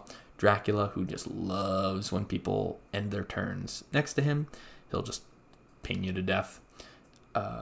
Characters like Wukong and InGen, who are just very strict anti-melee, you don't have a chance against. Very middle of the road fighter, although I think his matchup spread is a little polarizing because like he wins like 90% of the games against Yanenga and like 75 against Little Red. But against Wukong, Dracula, and InGen, he wins like 10%. So very polarized, but he's a decently consistent fighter in terms of you pretty much know exactly what you're getting when you play him. And if it's the right matchup for you, you will be able to work out your game plan, I think. And most of the time, if it's a good matchup for you, you'll be successful. The next mid-tier fighter is Dr. Ellie Sattler, who I think is at the top of the mid-tier, if I remember my order correctly. So her strengths: she has healing, the Malcolm card that discards the top card of the opponent's deck and heals both of your fighters based on that boost value, really good. And the Women inherit the earth, which can heal you up to 5, up to 3 times, which if you play on defense, your opponent can't cancel. Really good. You are amazingly tanky. You also have a really good amount of auto damage between your violently if necessaries and lock the doors. You have 10 auto damage across 5 cards. And you've got a decent amount of burst damage with your... You never had control. It was all an illusion or something like that. She is a little bit predictable in terms of when she can heal and when she can burst based on her insight. And a lot of that relies on Malcolm surviving, because getting 2 insight per turn, potentially 4 if you're double maneuvering, makes it a lot easier to activate those cards consistently than if you're generating 1 insight per maneuver, potentially 2 per turn. So keeping Malcolm alive is paramount to your game plan, because if he dies really early, your insight generation is going to be handicapped the entire rest of the game. Against cancel heavy decks, your damage output just won't be enough because your illusions just won't hit very hard. Your sexism in survival situations will not be able to do anything on attack, and outside of like those cards, you're hitting for 3 when you're attacking, which is nothing. You have no passes, so your exhaustion game plan is non-existent, and you have low boost value, so when your opponent runs away, it's hard for you to catch up, and that can hurt you a lot. In terms of some good matchups, you can beat the T-Rex without even having your computer monitor turned on. Houdini is actually very decent for you. In addition to Genie, you just have the tankiness and the damage to withstand both of those characters, which is pretty crazy. Unanga doesn't have any cancels for your effects, and you can get rid of the archers decently easy. And you have enough auto damage to deal with Luke Cage and his relatively low HP threshold that auto damage just chews through. In terms of some even matchups, we have Sinbad and Beowulf. And in terms of some bad matchups, we have Bigfoot, who just has cancels and hits hard. Ingen, who can zone you and exhaust you. Sherlock, who just takes away your good cards. And Achilles, who will just hit you a little too hard.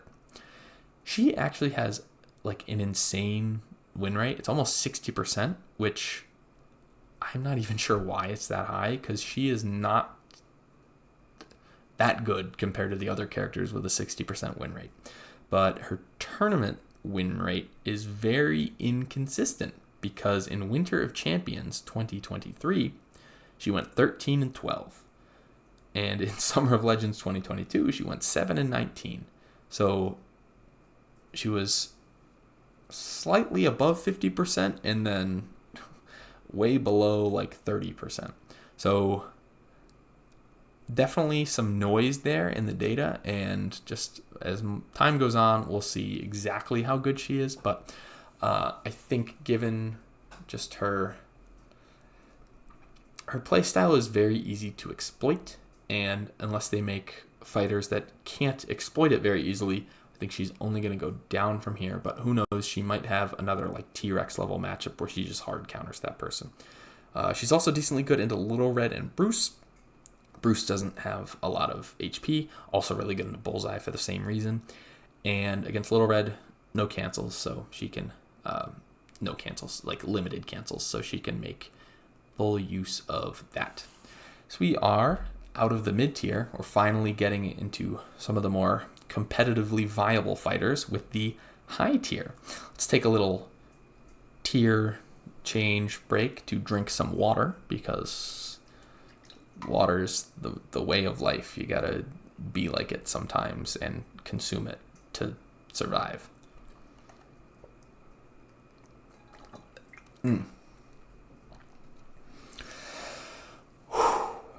I'm refreshed and ready to tackle the high tier. At the bottom of the high tier, we have Ingen, who used to be like the 4th best fighter in the game.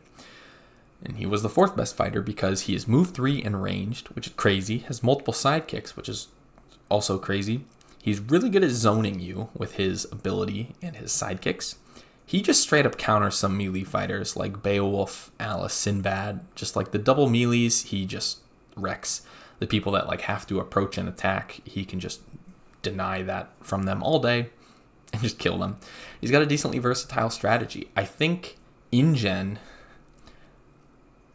has the mask of like a control fighter on him, but under that mask, he's actually an aggro character, which is, I think when you realize that, it kind of unlocks a different way to play him, and then you can actually like maximize him, because sometimes you need to play aggressive. You can't just wait for the opponent to step on your traps and shoot them. You can just go at your opponent, and a lot of times you'll have the draw and the attack pressure to steamroll them. You've got a bunch of melee, got a bunch of movement effects, especially on your block cards, which makes it pretty hard to double attack you. And you can also move your opponent around, which is very annoying, especially on certain maps. Your weaknesses, however, you have very limited blocks. As InGen hero, you have regroups, which don't count. You have 3 feints, which you're going to be taking a lot of damage because you only have 14 health with no healing, so blocking for 2 is a little risky. And you have 5 fours that you can block with, and that's it for your hero. So you really rely on your sidekicks to take hits for you, so that you aren't taking a bunch of hits and you don't die. So he's a lot better versus melee characters that have to kind of chew through his clone wall before they can get to the juicy berry at the middle of the bush or something. I didn't have a good analogy for that. But a lot of your blocks, your good blocks, you don't want to waste on your sidekicks, so your sidekicks will often just die very quickly. And you'll have to draw your call for backups. It's been a while for some of these card names in order to actually revive them, and so there's a little bit of inconsistency there. And you have a lot of attacks, but low values outside of Leap Away, and why would anyone ever attack with that? And Shoot Her can be a 5. The second shot can be a 5, but you're spending a 3 value boost to do that. And they should all be destroyed, which can be higher than 4, but is a little predictable. Your other attacks just like aren't very high in value, which is great that you're attacking a lot, but sometimes that just won't lead to damage, especially if your opponent is actually able to block everything. So some good matchups. Sinbad, Alice, Achilles, Beowulf, just critically melee characters that have a horrible time going through your workers and traps. Some even matchups, we have Bigfoot. That used to be like the hallmark matchup of this game, InGen Bigfoot, like a true test of skill. We need more of those in this game. That was a great time to be alive. Dracula can be pretty even, although it's slightly Drac favored, I think. Little Red, Moon Knight, and T-Rex can all be even as well. And in all of these matchups, InGen is like hanging on by a thread. If something doesn't go his way and the opponent gets to attack an extra time when you didn't mean for that to happen, like you can just be screwed. So he's kind of like always teetering on the edge of disaster, which is fun to play, but like it can all come crumbling down in one missed opportunity. And some bad matchups, Yanenga and Bullseye, just the auto damage, the range to destroy your fighters, attack over your wall. Ranged characters in general, like Robin Hood especially, just have like a far more easy time hitting you than the melee characters do, and thus the attack pressure they bring can kind of make your limited block pool a glaring Achilles heel. Sherlock just will remove all your good cards and probably end up exhausting you, and Houdini, who can just teleport around, hit you wherever.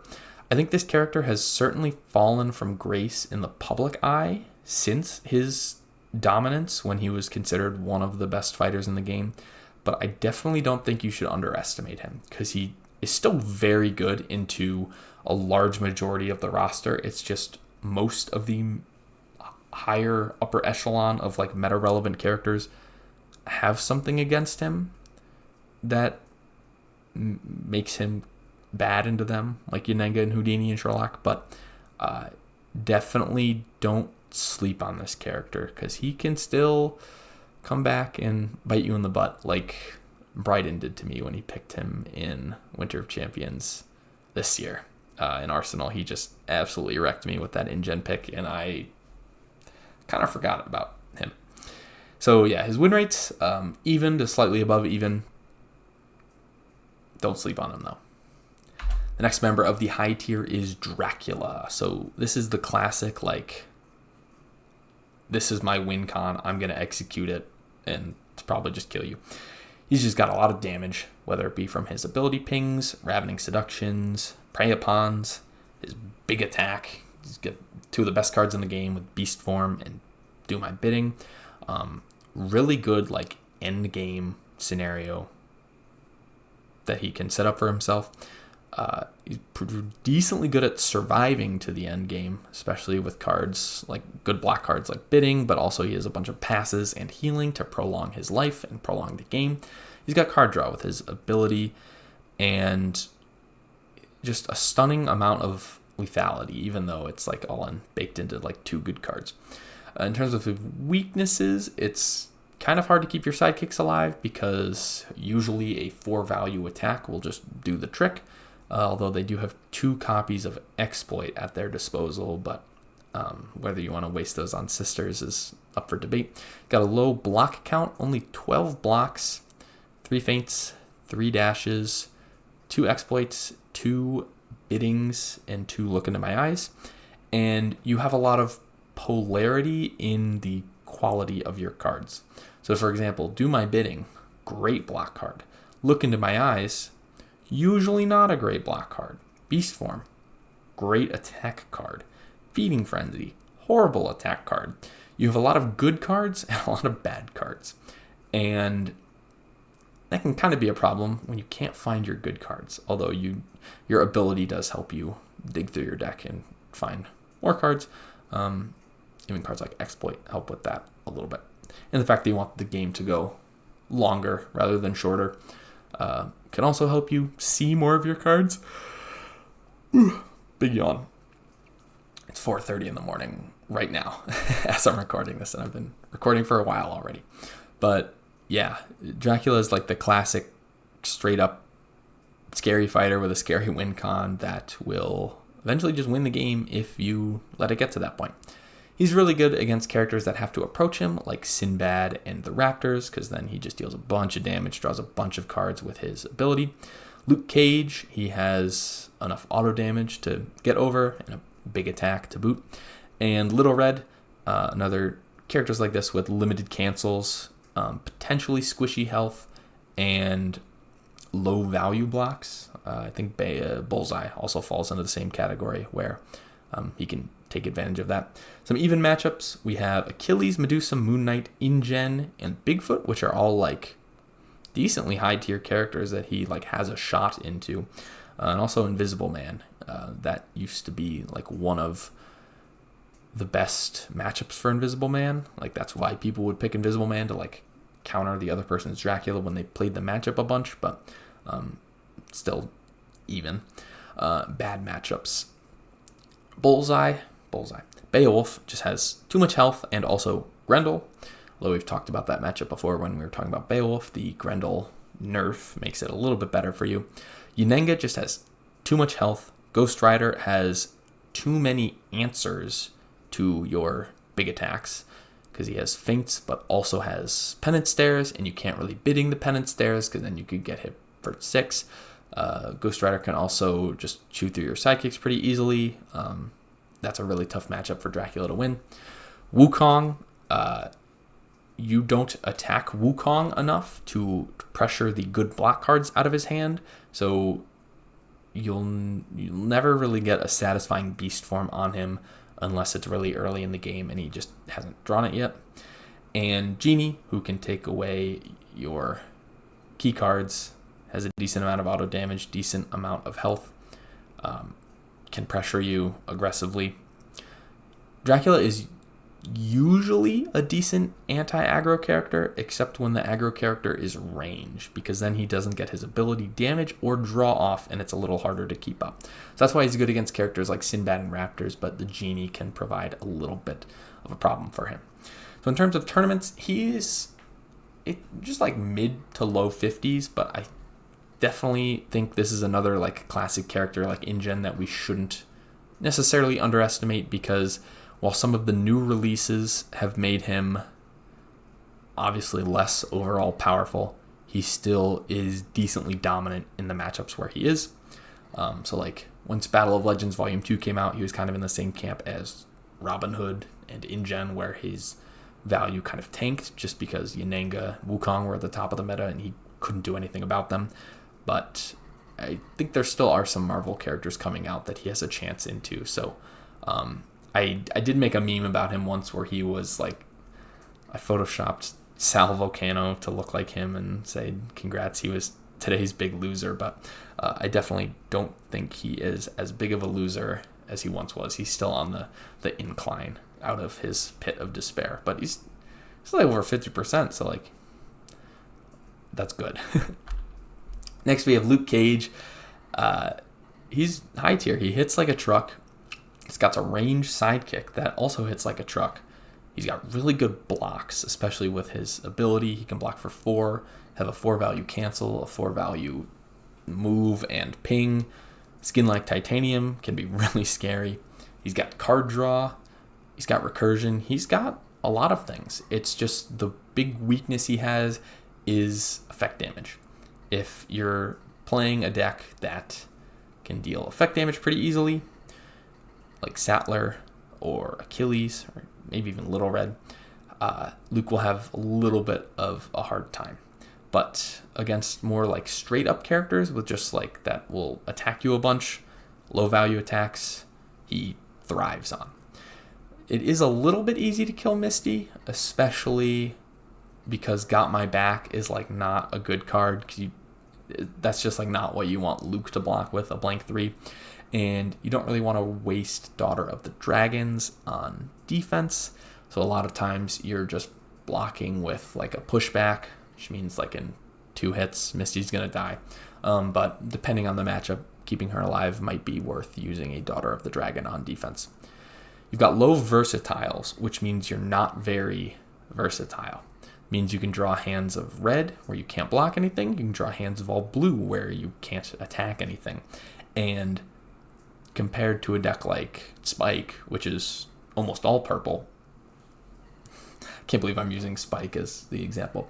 Compared to a deck like Bigfoot, which even Bigfoot's still got like 10 non-block cards. But anyways, obviously if your deck was all purple, you'd be able to attack and block at all points. But Luke's deck is mostly half and half, which means sometimes you just won't draw the right type of card that you need.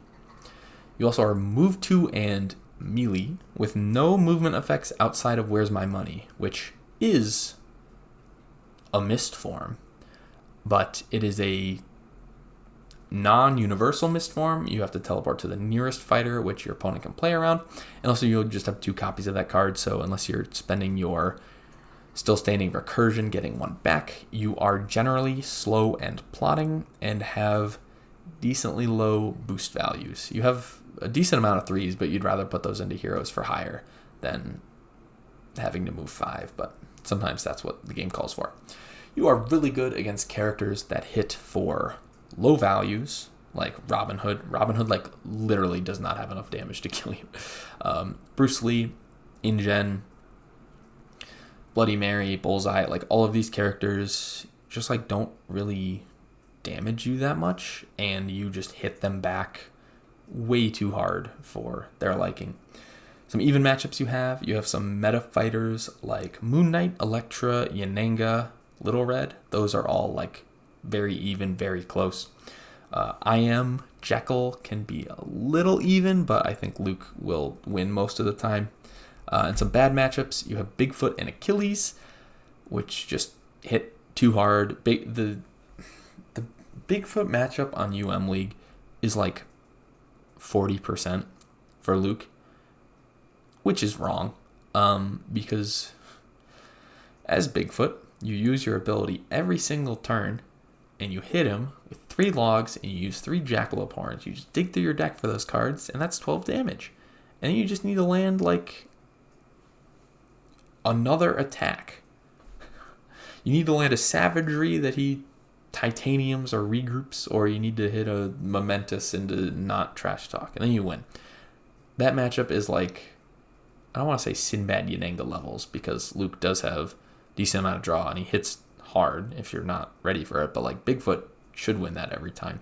Achilles, likewise, with his Angry ability unlocked, just negates Luke's ability, so he'll take some damage from that. He also has Spear Throws and ways to recur Spear Throws, which is a good chunk of Luke's health. Beowulf, because Grendel wrecks you. Sattler, because she just has enough auto damage and healing to kill you while not dying herself. And Dracula, who has the auto damage, has the healing, and has the big attack to hit over all of your blocks. So overall, Luke is like almost an elite fighter at like a 50% win rate. It goes down a little bit in tournaments where he isn't in Season 7 of Ladder playing against the shit tier fighters.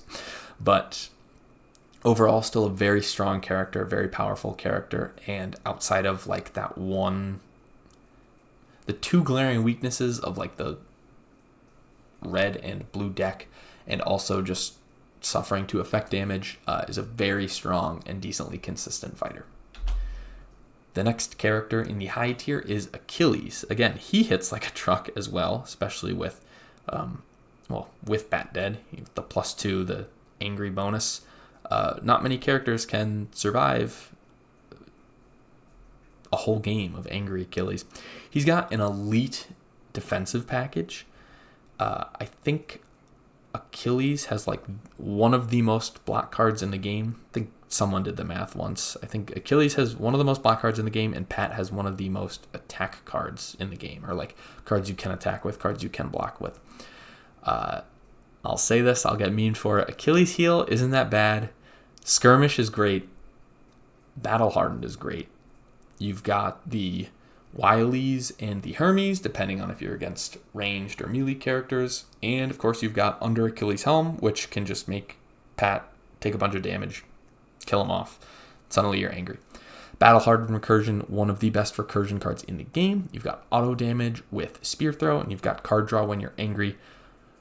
You've just got like a complete package. Achilles, I think, is a very solid hero. It's just the downsides are obviously exhaustion, because you will be drawing a bunch of cards when you're angry and when you're winning a bunch of combats, so that you don't have long when you are angry. You are also moved to with a low boost, so your opponent is probably going to run away a lot, and outside of your 6 cards with a boost value of 3 or higher, you won't be able to move very far. The random discards when Pat dies can be crippling, but with your recursion, I don't think usually they matter too much. And you are so low for, I think, a majority of the game in most matchups, which means against characters with a bunch of sidekicks or board presence, that can be bad for you. And your card draw will ultimately be what kills you in most games versus just taking damage from your opponent. But in matchups where your opponent can't block very well, like all of your good matchups, Daredevil, Luke Cage, Ghost Rider, Little Red Genie, you will steamroll them. You'll steamroll them very quickly. But you have some bad matchups like Wukong, Invisible Man, where you won't be able to hit them and deal a bunch of damage consistently because they have like really good blocks, or just have sidekicks to take the hits for you, like Wukong, Electra, Medusa. You will probably exhaust because of all these sidekicks you end up killing and drawing cards from when you win that combat. Invisible Man can also exhaust you decently well, and Willow, if you are named Darth Cauley on a like one of 2 maps in the game, you can win. You can exhaust Achilles as Willow. It's amazing. So we'll just throw that one out there. And some even matchups you have, which of course I have to look at the other page.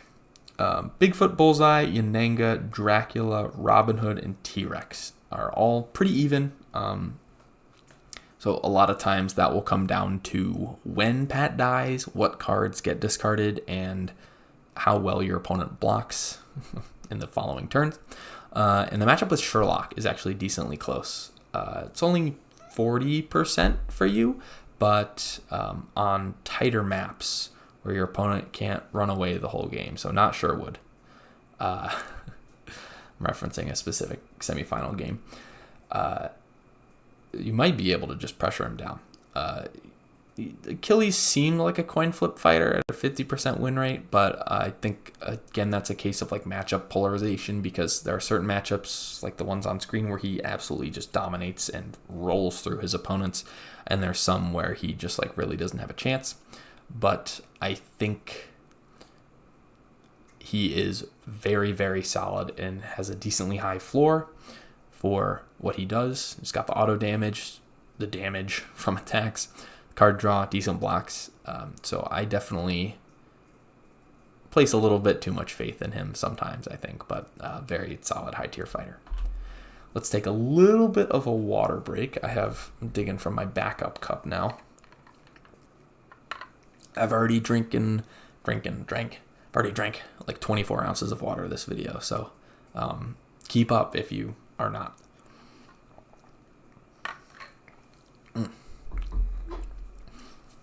Harry Houdini, like the genie, when he came out, people said he was going to be overpowered and busted beyond belief and ruin the game.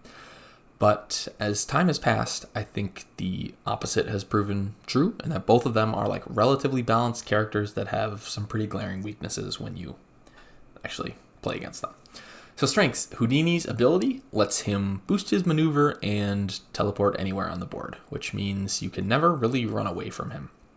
He's got hand peeks and discards. He can look at your hand and take cards out, usually feints, which can be very annoying.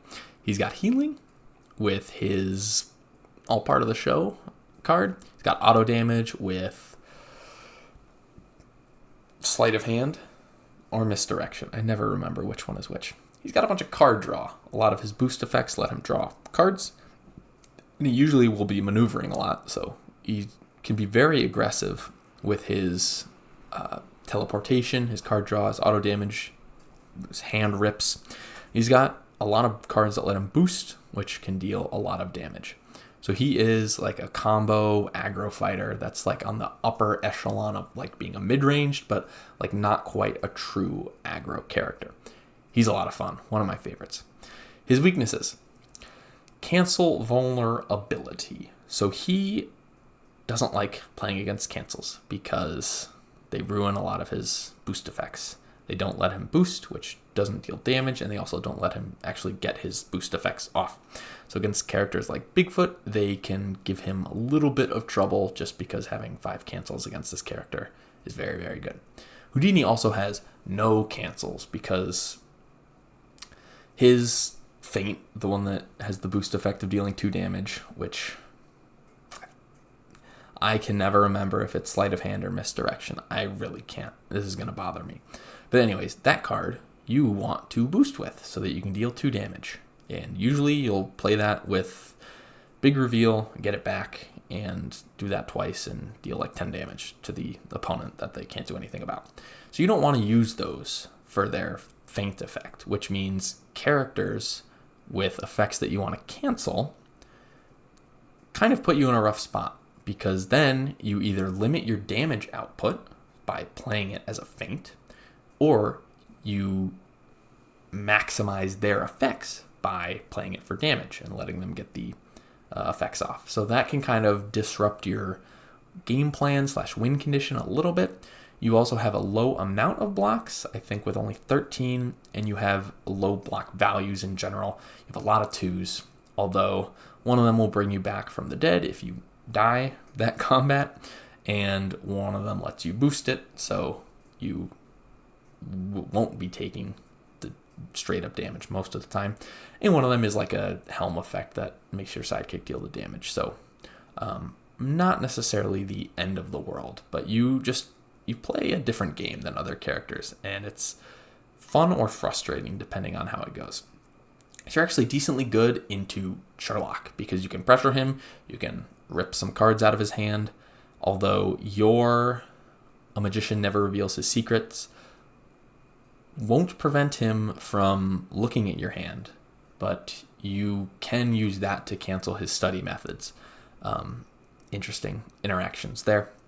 But yeah, you typically have the pressure to keep up with Sherlock. You also just eat InGen for breakfast because you can teleport beyond his trap wall and just shred his low HP. And Daredevil, you can just rip his cards away and usually just hit him over the top. Is decently good for you. In terms of some even matchups for Houdini, I have not written anything down, which is just perfect. I know Genie is a decently even one.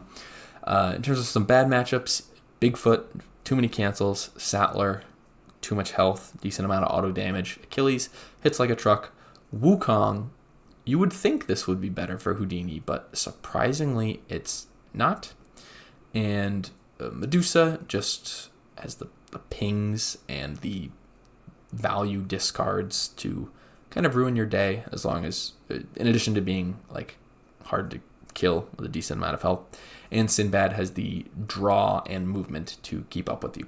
So win rates, nothing crazy, around 50%, but he does have that like X Factor ability to win any game, especially going first with like set the stage in hand. He will just wreck some characters right off the bat, and there's almost nothing they can do about it. I think Beowulf is another matchup where he just obliterates them. I think Moon Knight can give him a little bit more trouble as well. The next high tier character, speak of the devil, or speak of the Khonshu, is Moon Knight. Moon Knight is another form switching hero that I think has quickly become one of like the most popular characters in the game, just because he's a lot of fun to play. He's incredibly fun to play, and like trying to optimize him is a puzzle that even I haven't mastered, and he's just got a lot of interesting things going on. So he has the Alice Big Small bonus, but he has a third one that lets him bunny hop at the start of his turn, 2 spaces, double Miss Marvel, and form switching, again, super fun. He's got a decent amount of movement effects, from Fist of Khonshu to the actual bunny hop, and move 3, he is solo, but he is like a generally pretty quick character.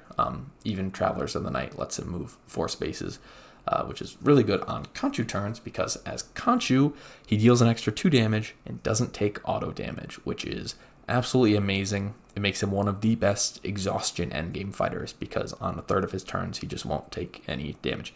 He's also got a decent exhaustion game with 2 potential super passes in healing from... Let the Madness Guide You? Something like that. Yeah. There's too many card names in here for me to remember them all. Some weaknesses. Form-changing heroes are innately inconsistent. And even though he has some ways of changing his form, and it's more predictable than Alice, it's still a form-changing hero, and just sometimes you're not in the right form at the right time.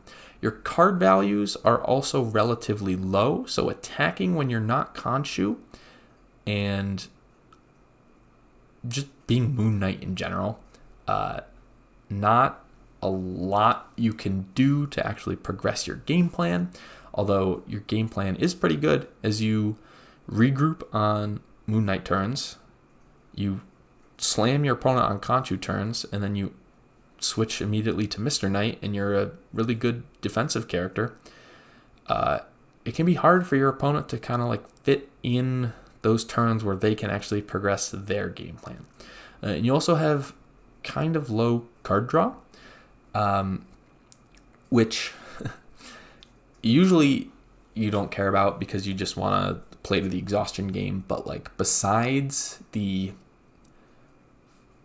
we're all in this together High School Musical blue card that draws if you win the combat, which usually will only win you combat during Mr. Knight turns, or the 4 value purple.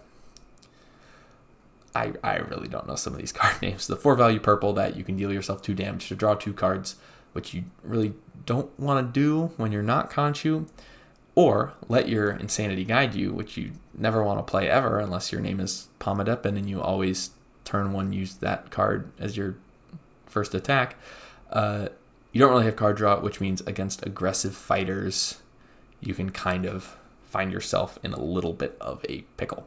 So good matchups for you. Little Red, Ghost Rider, Genie, Daredevil, you all just smack when you're Conchu.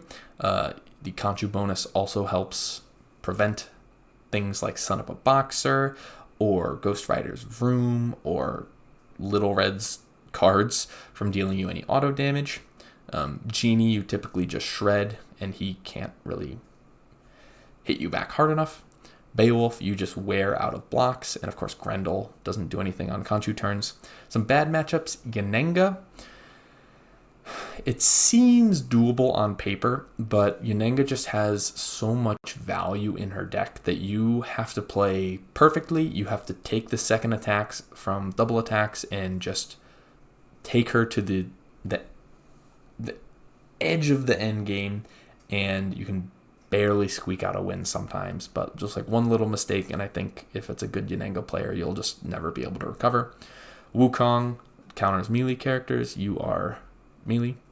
Raptors are actually aggressive enough to punish your lack of card draw, and usually they can just whoop your ass before you can kill enough of them for it to matter. Medusa can be kind of hard for you. The discards are a little bit rough. And Sherlock, while there was some testing and buzz around this matchup when it initially came out, I just think Sherlock is still Sherlock, and Moon Knight can't really do much about it. In terms of even matchups, we have Bigfoot, Dracula, InGen, Luke, and Sinbad. And Luke Moon Knight, one of the most balanced matchups in the game, surprisingly. Bigfoot and Drac can very easily go either way. And InGen, you can pop his traps while you're Conchu, not take any damage, force a nice exhaustion endgame there. And even though he's decently good at zoning, you just need to hit him like 3 times and he'll flop over. So I think he's a little bit better than his win rate would suggest, but he is pretty good at punishing bad matchups, and he has enough power to keep himself in bad matchups for himself. So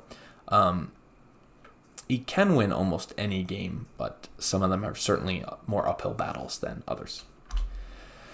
We're at the higher tier. We're at the beginning of the end. We are at the characters that pretty much lead the meta and define what we know as like the competitive standard in the game. Especially since the big 3 characters usually just get banned out. These are the characters that kind of dictate how drafts go and how certain other characters, how viable they are. So the weakest character in the higher tier, we have Yanenga. Yanenga used to be on top of the world during Winter of Champions 2022 when she first released, because she just had so little counters and just such a decent matchup spread that she had just almost entirely even matchups. And if you dedicated enough time to mastering her, like a certain champion did, you could just do almost anything with her. But she has taken a little bit of a tumble down the ranks. She's still like the 7th best fighter in the game, just because of, I think, more characters have come out that can abuse her lack of cancels, and that will hurt a little bit for her. So she's extremely tanky. I think, she has 15 health, starts with two health archers for 19, and can potentially get 5 back for 10 more health, which puts her at 29. And then if she gets 2 full value, 1 with the lands for 6 more health, she'll be at 35 health, which is a ridiculous amount of health. Of course, that's assuming all the Archer revives go off, and most of the time you probably only get 2 instead of 5, and full value 1 with the lands, which don't always happen, but she still has like a mid-20 amount of health that you have to chew through, which can be a lot, and she's got some decent value blocks in addition to that, which just makes it hard to kill her very quickly. She has a bunch of action gain to return pressure with things like Master of the Hunt and potentially using surprise attack or surprise volley. I think it's surprise volley, because Surprise Attack is from Invisible Man's deck, and they wouldn't make 2 cards with the same name, would they? That do different things. Eat me. But anyways, she's got action gain, which can be very helpful in certain circumstances. She's got discards to make your opponent have slightly less value in their deck. Got a bunch of movement for being a move 2 character. Also ranged. Stallion Charge just makes some matchups completely Yenenga favored. She's very versatile. She can play like a combo game or play like a longer control game. And there's really a lot you can do with this character, a little bit more than meets the eye. Her weaknesses: she doesn't have a lot of high value attacks. She has Skirmish, which is a printed 4. She has Jaws, which can be pretty higher, but other than that, she has a bunch of 3s that she's just going to try to wear you down with quantity over quality, which most of the time she'll be able to do. She also doesn't have cancels, so characters like Sinbad, Bloody Mary, Little Red just kind of have their way with her. She has no card draw, which means she can be kind of vulnerable to aggressive characters. Because even though she has like some get out of jail free cards like Stallion Charge, if she just ends up with no good blocks in her hand, she can very quickly get whittled away. And she requires a lot of skill, kind of like Invisible Man before. This character has a lot of important decisions to make, which I guess this is like a bad criticism of a certain character, but I think Yenenga especially, because of her lack of cancels and card draw, if you make mistakes, sometimes you can have a really hard time recovering from them. And so with those strengths and weaknesses, she has some really good matchups into typically more of the like value-based characters in the game, like Sherlock, Dracula, Bigfoot, Moon Knight. She either just has too much health into them or just kind of negates what they're good at, like the damage characters like Bigfoot, Dracula, Moon Knight. They just don't have enough damage to actually kill you. And Sherlock, you can just pressure back, and you're also tanky enough to withstand the pressure he'll put back on you. In terms of even matchups, I have Luke Cage, because Luke, you typically have a decent amount of auto damage to kill him. You have like 9, and if you land an undefended attack, it's usually only like 1 or 2 damage, but you do have like a path to victory, and you can survive Luke decently long enough to actually see that to fruition. Daredevil, because despite having no cancels and having infinite devils at his disposal, you still can kind of like whittle away at his health during the game. Medusa, the Raptors, and T-Rex are all also even, just because Medusa Yenenga, one of the most fun matchups in the game. Very even, surprisingly. Big value, tense endgame matchup. And Raptors Rexy, you typically have enough health to survive, but if they have like a big combo action gain turn, they can very quickly obliterate you. Some bad matchups: Sinbad, Bloody Mary, Little Red, Sattler, and Bullseye all have really good effects that you can't do anything about. So that often leads to you taking a lot of damage, although the Little Red matchup can be even when you're on a good map for you and you're very experienced.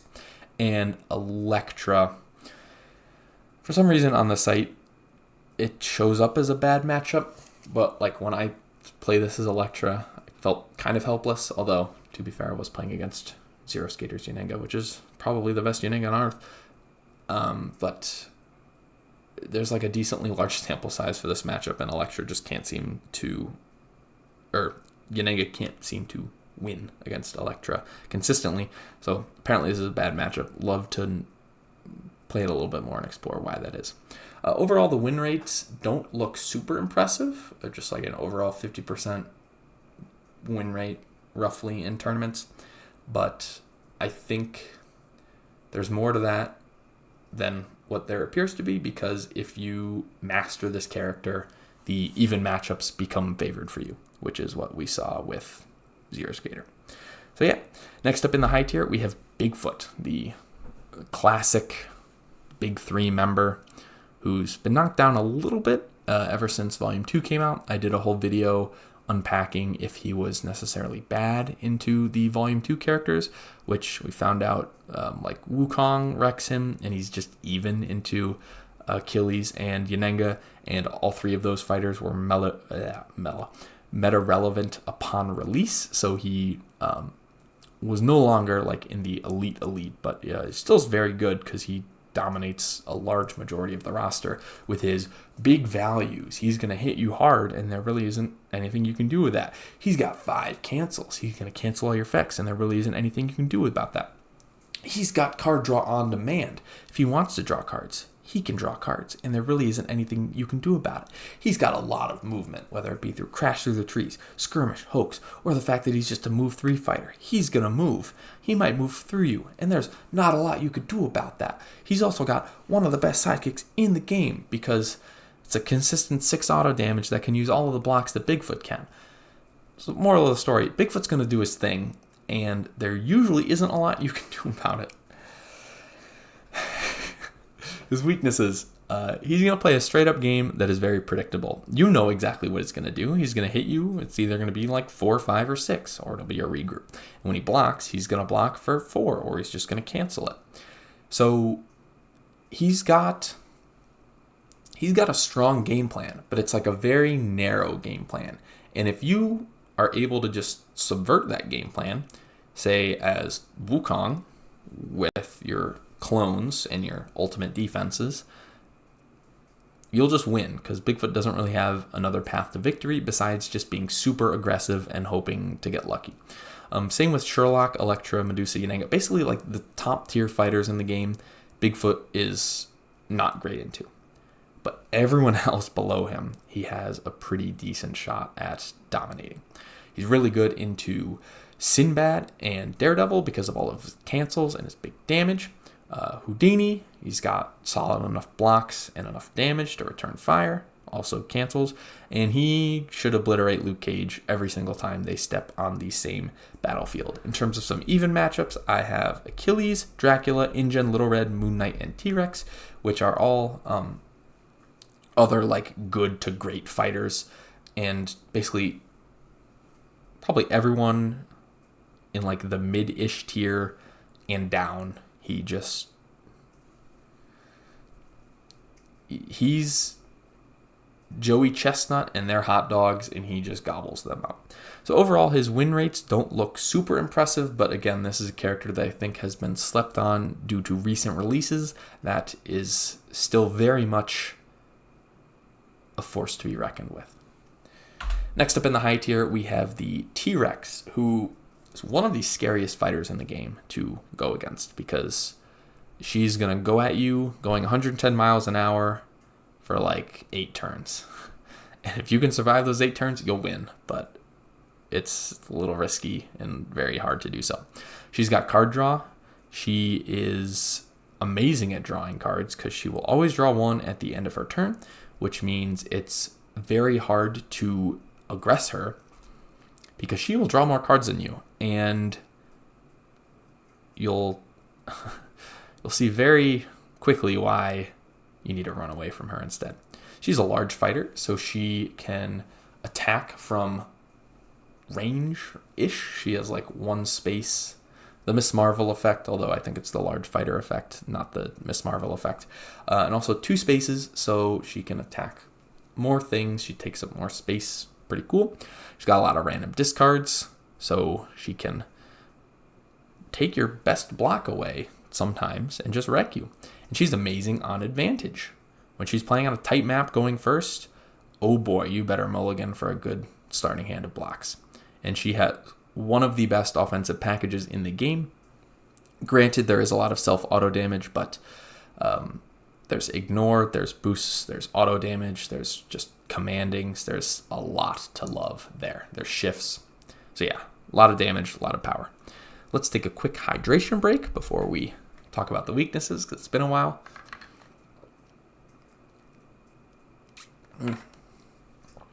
Good water. Let's hydrate, homies.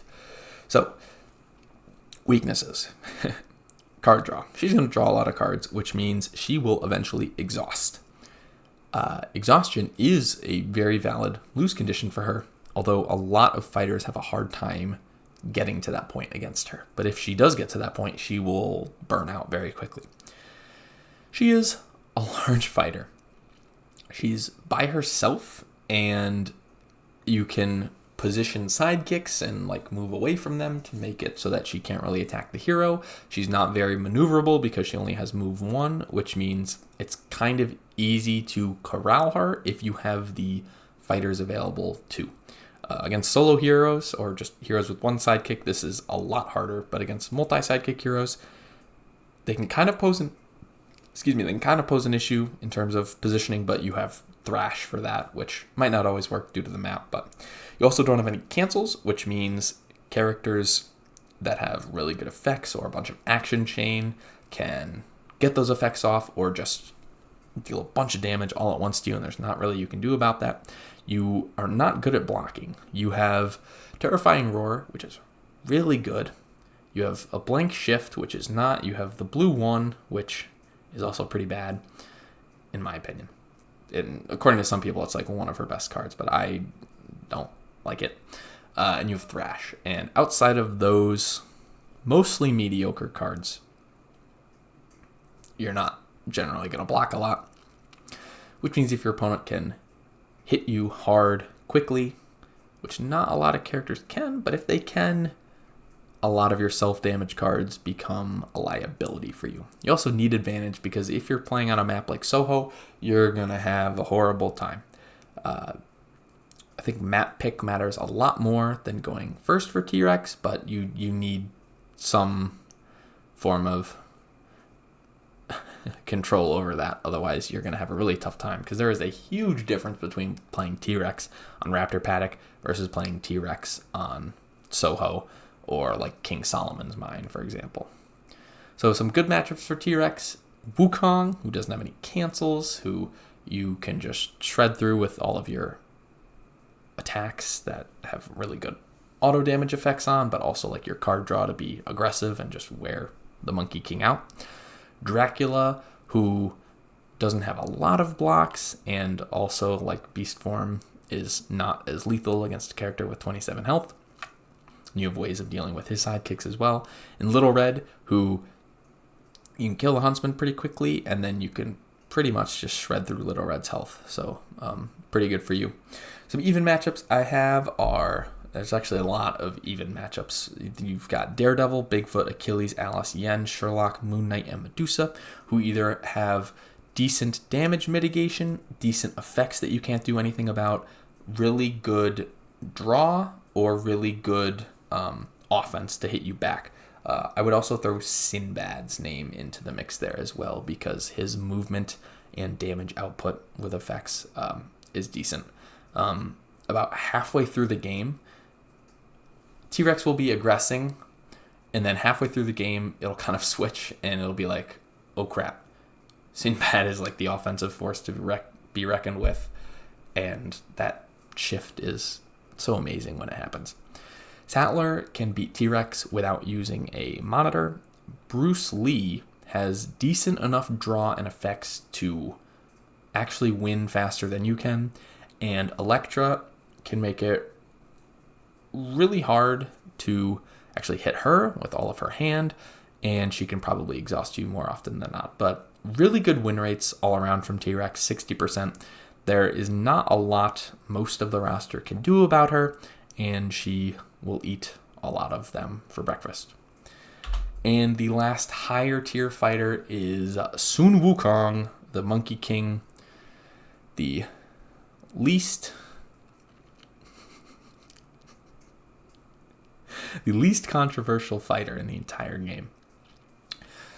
Wukong has one of the best mind games ever, because he's going to hit you and it's either going to be a 0 or a 7, and there's a big difference between blocking one of those and not blocking one of those, and vice versa. Just one of the best mind games in the game. I spelled mind games wrong. Oh boy, not a lot we can do now, but there it is. I need to fire the spell checker. But anyways, he's got 4 of the best defenses in the game: Bewilderment and Golden Chainmail. Turtle form is great depending on the matchup, and in some cases it's worthless, but using it on clones is pretty good.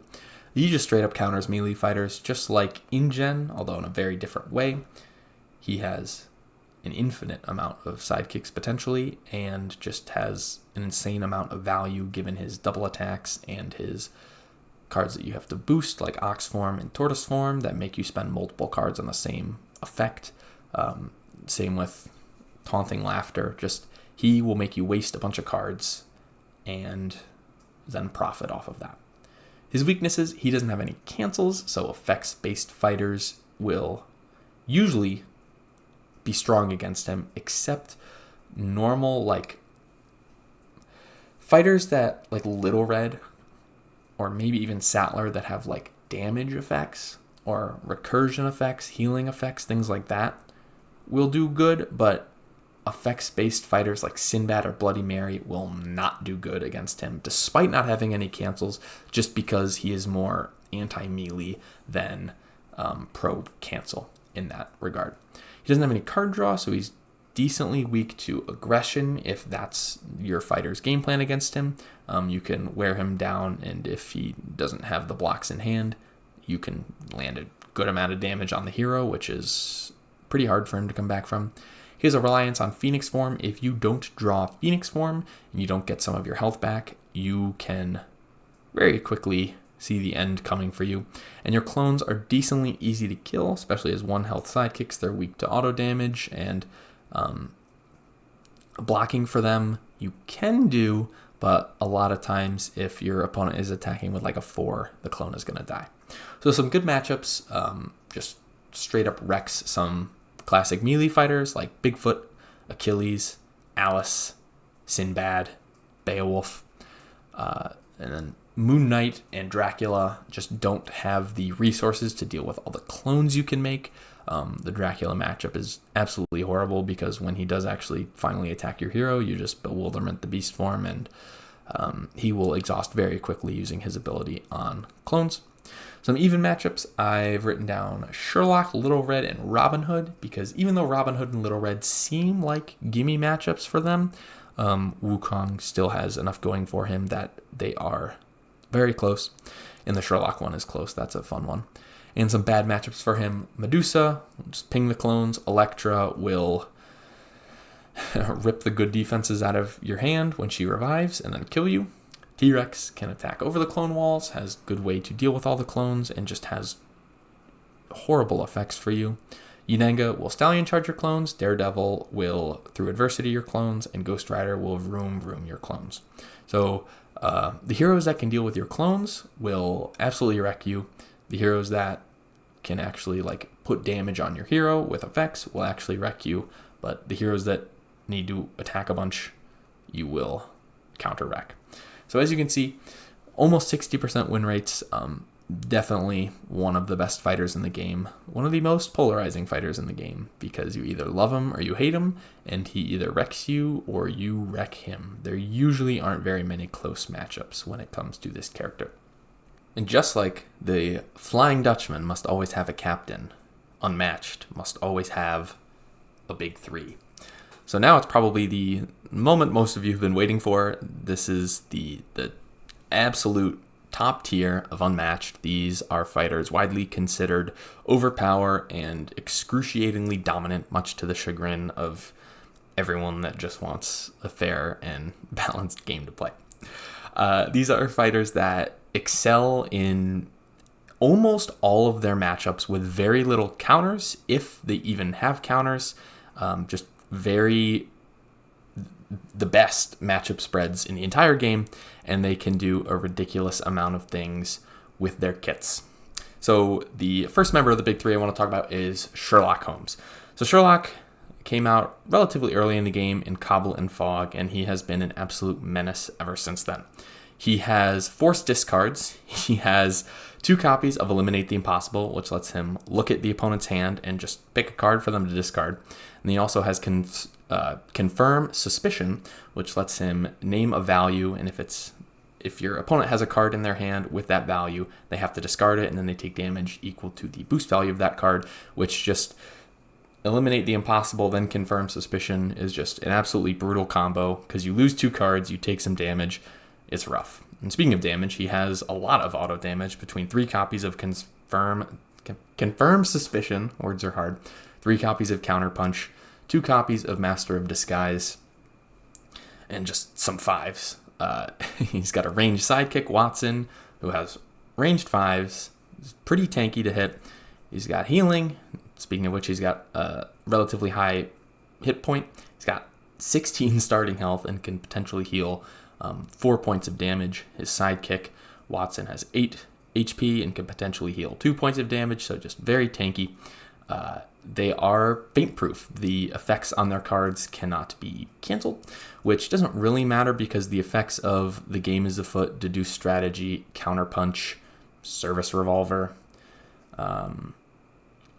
Fixed Point in a Changing Age, those aren't necessarily like amazing effects in general. Counterpunch is nice, but it also means when they use items, if they attack you with a red 5 with a +2 item on it, you can't cancel the item, which is very annoying. And speaking of cancels, they have 5 cancels. 2 feints, and Sherlock has 2 copies of Elementary, which is a green 3 that lets him guess a value, and if he's right, he just cancels and ignores your card completely.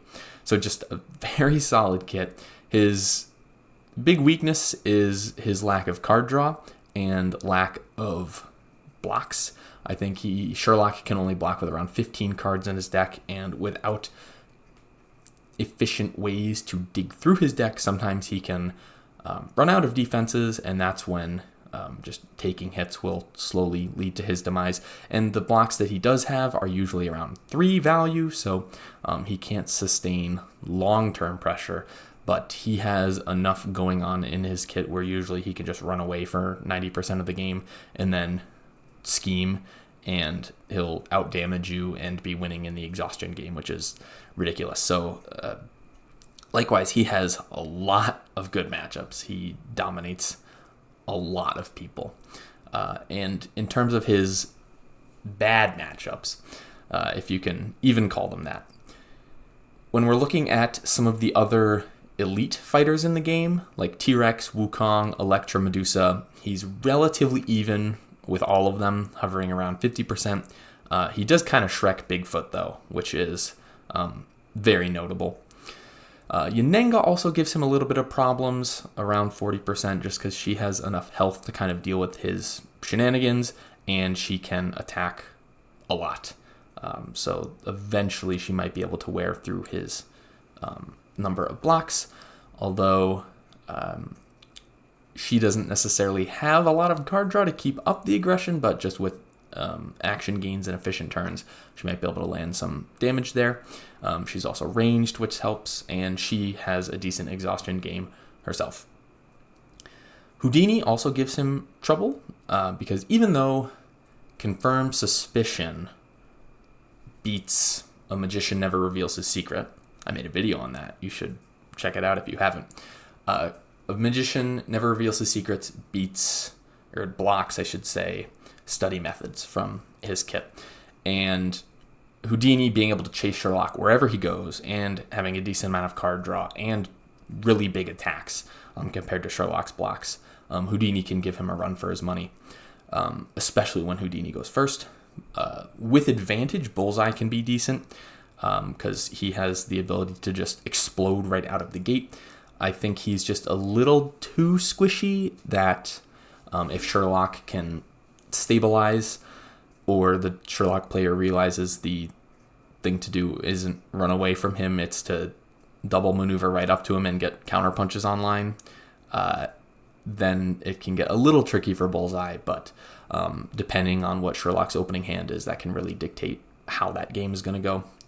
And Raptors, this 40% win rate is from before the buff, so I think Raptors probably gain like an extra 5 to 10% on that win rate, because now Confirmed Suspicion no longer hits all 3 Raptors. It'll just hit 1, and the Raptor player gets to choose, which means the Raptors probably have one of the best matchups into Sherlock in the game, which is great. So like really low end of the spectrum here is like 40%, which is just a really solid floor. He's got some great stuff going on for him, and that is translating to tournament success, winning almost 3 out of every 4 games he plays. Just ridiculous win rates, and there aren't too many fighters that can actually do something to stop Sherlock, especially in the hands of a good player. Because I know a lot of people don't necessarily practice these like top tier characters, but when you do practice them, you really feel unbeatable. I don't want to toot my own horn or anything, but I think I've played Sherlock 10 times, at least recorded on UM League, and I haven't lost with him yet. So, yeah, he's really good. And even better than him is Electra. Now, Electra, there's an argument for her to be the best character in the game. Because obviously I have Medusa at number 1 if Electra is number 2. We're going to talk about why I placed her here and not in the top spot in just a second. But going over her strengths, she, like Wukong, just has a bunch of sidekicks. She has disposable 1 health sidekicks that, even though she has 7 health on her first life, she's going to make her opponent chew through 4 of them to get through her. She can revive 2 of them, so she'll have 6 on her first life.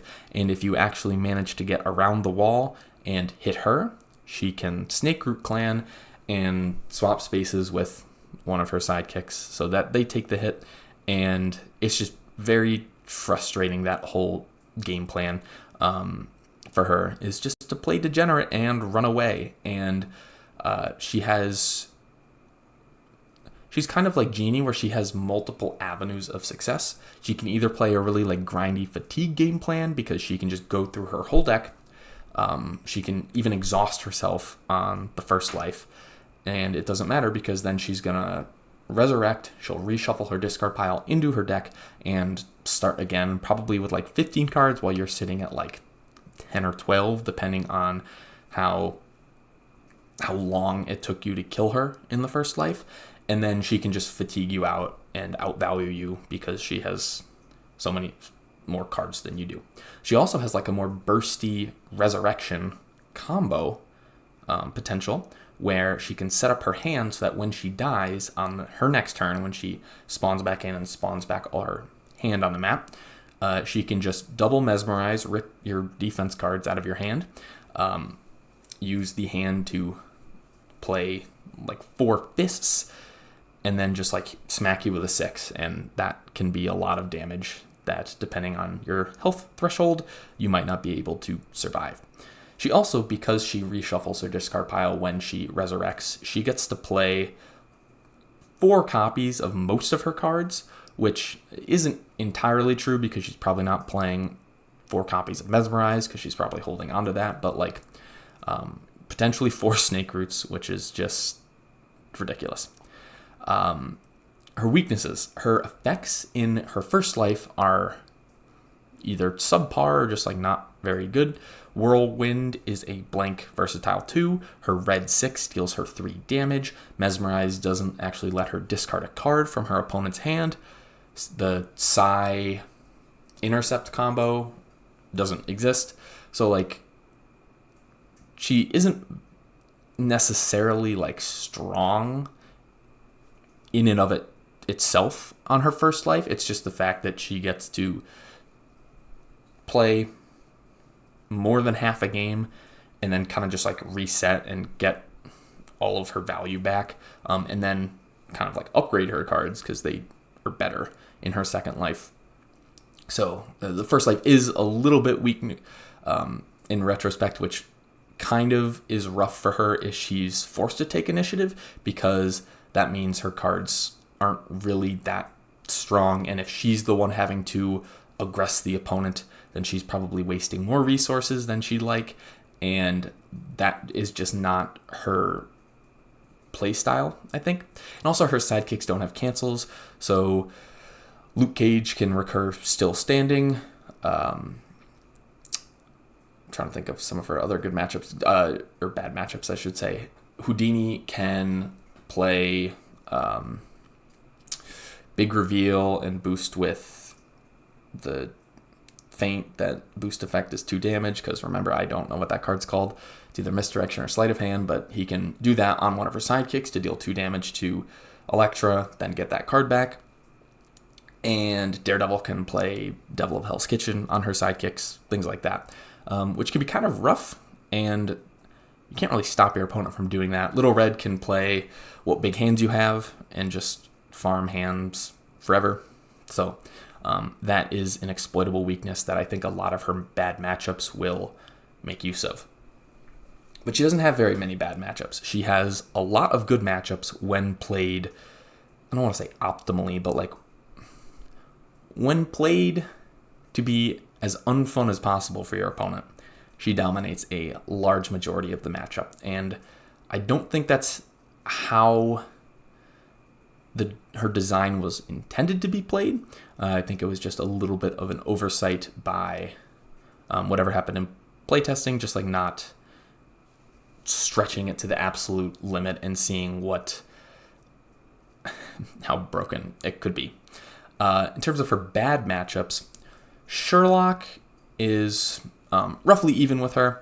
That one is actually a pretty fun matchup because Sherlock kind of wants to hold on to his discards for her second life so that like they actually matter. But then sometimes your like confirms get mesmerized and just counterpunch is horrible for you. It's actually very interesting and very fun despite like being 2 top tier characters. Medusa beats her a little bit more often than not. Her ability probably helps clear up your hand sidekicks. Luke Cage, like I said, has potentially infinite recursion on your hand, and not a lot of your cards will actually damage him besides the 6. So Luke Cage can get a ton of value out of that, and Power Man also really good in that matchup. Little Red, she has a lot of effects. She has AoE auto damage, which is really good for your sidekicks, and cards like Once Upon a Time really hurt when they're on Elektra, and Stones in the Belly can hurt Second Life. Daredevil, it says Elektra wins 51% of the time on UM League, but I think it's really easy to misplay as Daredevil, and I think if you were like really sweaty and really putting 110% of your chimpanzee monkey Daredevil brain into beating Elektra, I think that matchup probably is at least like 60-40 in Daredevil's favor, just because you can actually go infinite against Elektra just cycling against her sidekicks and through adversity. It also helps if you just want to kill them that way. The main concern is just not getting Resurrection wombo comboed and not putting yourself in a scenario where she can mesmerize the last of your recursion out of your hand, which is a mistake I made in the Summer of Legends 2022 preseason tournament. In the finals of that tournament against Lollipop Magnum, I was so concerned with having blocks in hand for when Elektra resurrected that I wasn't paying attention to like how many breathers I had, and so I only had, I think, 1 breather in hand, 1 left in deck, and so Anar just waited until I drew both of them, mesmerized them, and then I couldn't recur anything, and it was just rough and an unfortunate misplay there. But I think Daredevil generally has the stuff to take down Elektra. Ghost Rider, I've played that matchup a couple times, and it just felt horrible for Elektra because you just like can't engage him because he will vroom through your sidekicks and then he will vroom through you. And with 7 health in your first life, you'll die very quickly and you won't get a lot of value out of your reshuffle. You can mesmerize his Chains of Hellfire and potentially combo him. He does only have 2 feints, but I just think in general he is probably one of the most equipped fighters to deal with you, regardless of what's in his hand. And Houdini, with A Magician Never Reveals His Secrets, he can block your mesmerize. And so if he just draws that before you die, he's safe in general from a resurrection combo turn. And with his 3 copies of his feint, It's really bothering me that I don't know what this card is called. Okay. I'm not going to cut this out. Everyone is going to watch me look this up so that I can finally learn. Because this is really annoying. It's really bothering me. I can't remember if it's misdirection or sleight of hand, because I think in playtesting they were swapped and I just like never learned the right version. So I'm like scrolling through the camera reel on my phone to find the Houdini Genie pictures I have from when I made the first impressions videos. This is so embarrassing. There's too many cards in this game right now. Hey, there's me playing Return to Dark Tower. It's a really fun game. There's me at PAX last December. Houdini Genie came out like right before this. Hey, some Marvel Snap screenshots. Oh, we're going really far back. Oh, but like we need to find this for science. For science. Have I gone too far? I really hope I haven't. There's some unmatched foils. There's my dog. I think I went too far back. Oh, well, I found this photo. Remember how earlier I mentioned how I made that like Sal Volcano Dracula meme? That is that when he's the big loser. Okay,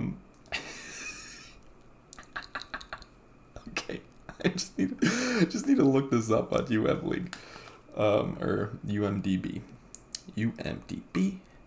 This is the top tier content people expect from me, because I'm a soggy old cow. All right, we're gonna search for cards. It is misdirection. Okay, so misdirection. Houdini can play big reveal on her hand because they can't cancel it, and boost with a copy of misdirection and then some other card, and deal the 2 damage to Electra. He can do that twice with 2 big reveals, recur 2 copies of misdirection, deal 4 damage, and then just play 3 copies of it for 6 more damage, and that's 10 damage on Electra's second life. So all you have to do is just wait for her to die and then not get killed yourself, and you just like have lethal there. So that's pretty good. The League data just is not, there's like 2 matchups played of it, so I didn't even bother including the win rate, but those are some of her bad matchups. And as you can see in her tournament, in her win rates, her tournament win rate is insane, 74%, overall 71%. And you might be saying, baked goods, you soggy old cow. How can she be only the 2nd best fighter in Unmatched when she's clearly insanely degenerate, overpowered, and just crazy? And the stats back it up. Well, my logic for this is, yes, if you want to say that Electra's the best character in the game, I will not argue with that because it's close and she is insanely good. So I completely understand that argument. I definitely think she has the least counterplay in the game when played degenerately, with the sidekicks in the hand and the snake roots and stuff. But looking at previous tournaments, in Summer of Legends 2022, she had a 93% win rate. She lost like 2 games that whole tournament. That was insane. But in Winter of Champions 2023, she had a 55% win rate. So people have been figuring her out, and as you can see, some of her matchups are like bad. Luke Cage, Medusa, Little Red. I think some of them are like, I think Daredevil and Ghost Rider probably do a little bit better than the win rates would suggest, but those are not good. And when we're comparing it to someone like Medusa, when you look at her bad matchups, the worst recorded like matchup spread she has on League is like 45%, which means that she has like a very decent shot to win almost any game. She just has the highest floor matchup spread. And sure, Electra probably has like an 80-90% win rate in 90% of her matchups. But the ones where she loses, I think she loses worse than Medusa. And while yes, it's super risky to let Electra through in like something like Arsenal, she does have almost hard counters where I don't think Medusa does. And so I think if like I was playing Medusa and you could pick anyone versus if I was playing Electra and you could pick anyone, I would feel more comfortable playing as Medusa versus whoever you would bring than as Electra versus whoever you would bring. But I understand the argument for changing the order of my big three ranking however you would want.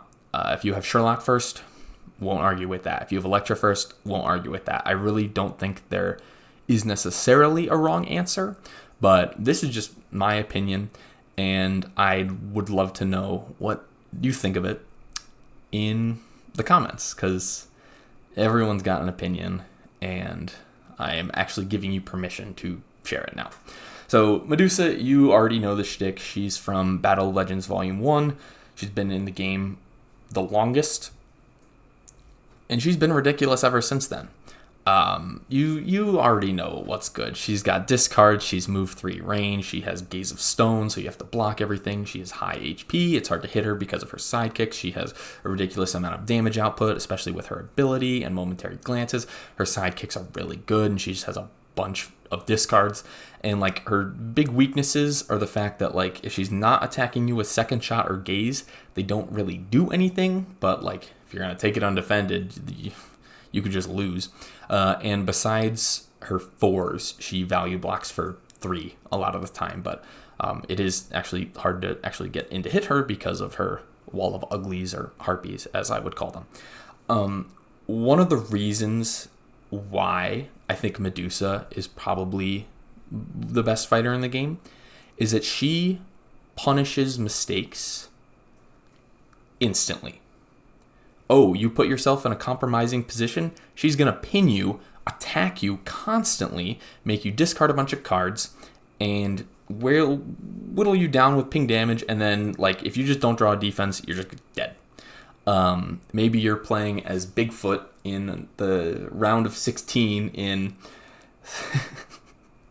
Summer of Legends 2022, and you get pinned by harpies, and then your savagery gets blocked by a Hounds of Mighty Zeus, and you are stuck in Medusa's zone with 2 regroups in hand as blocks, and you get double gazed, and the game is over in like 8 minutes.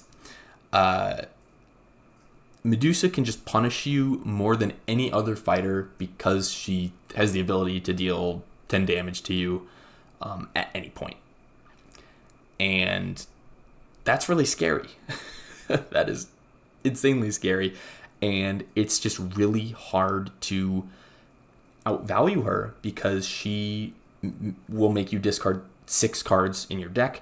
And it's hard to aggress her because she actually has a decent amount of card draw. And you're just going to be wasting cards, moving in to hit her, discards. You're not even going to be able to hit her because of her sidekicks. It's really good. And so she has like a lot of even bad matchups, and I think it's Zero Skater that says this, but like a lot of Medusa matchups look close but weren't actually close just because of the way that this character is, and that is something I definitely agree with. So even though her win rate might not be as impressive as her 2 big 3 counterparts, I do not think you should sleep on this character because she is still as scary as the day that she came out. So that is my tier list. We're going to say goodbye to my face for now because there's no room on the screen for it anymore. So yeah, just magic spell poof. All right, so this is the list. This is it. From the bottom to the top, this is what you've been waiting for the last 3 hours. I hope it was all worth it. And yeah, I feel like there's room for edits, obviously, because there's a lot of fighters, and if you want to argue that Daredevil's better than Little Red, or that Robin Hood is better than Ghost Rider, or that Achilles is worse than Luke Cage, sure. But I think in general, the tiers are probably right, and the order in them is mostly right, but debatable.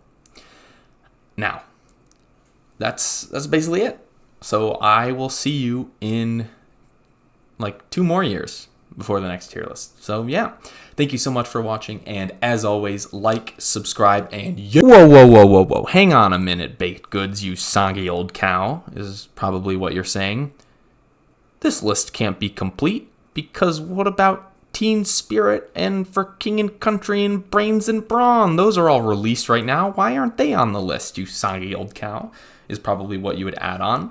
And in response, I would say, well, shit, you got me.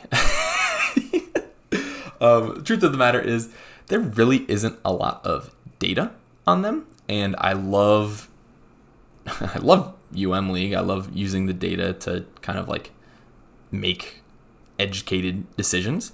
And while they have been in a few seasons of ladder, they haven't been in any big tournaments, so they haven't really been competitively stress tested.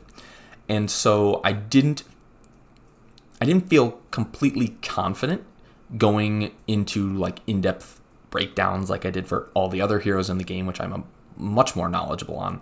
So instead, I made this backup tier list of my best guesses of how good each of the heroes are going to be.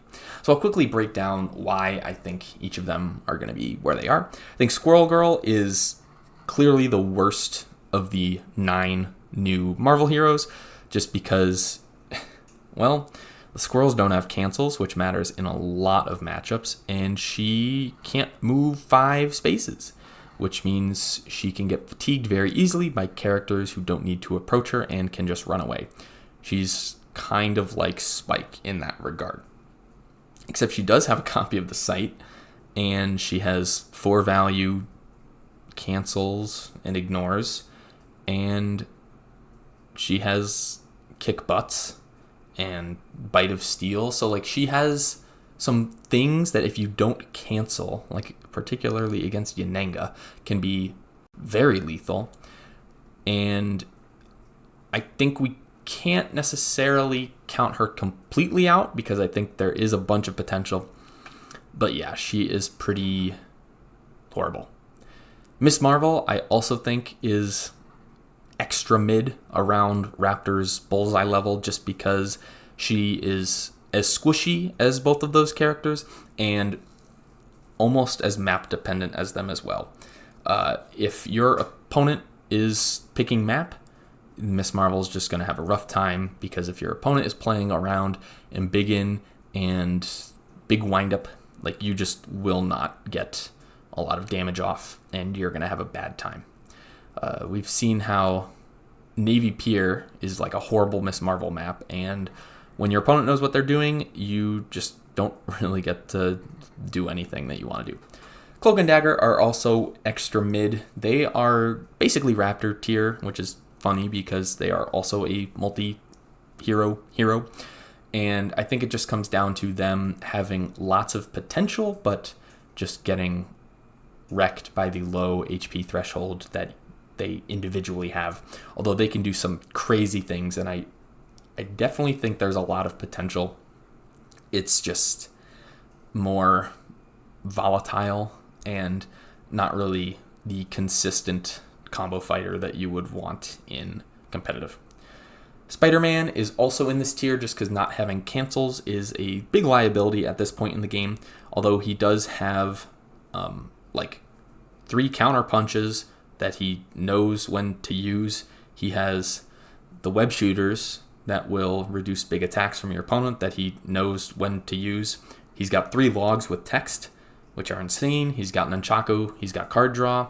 he's got a lot of things going for him, but he is just not quite as tanky as he would seem, and only being able to block for 3 most of the time is not great. And he's a solo hero, melee, but he has move 3. So I think he'll be more consistent than Cloak and Dagger or Miss Marvel, but I think he is equally as weak. In the mid tier, we have Black Panther, who is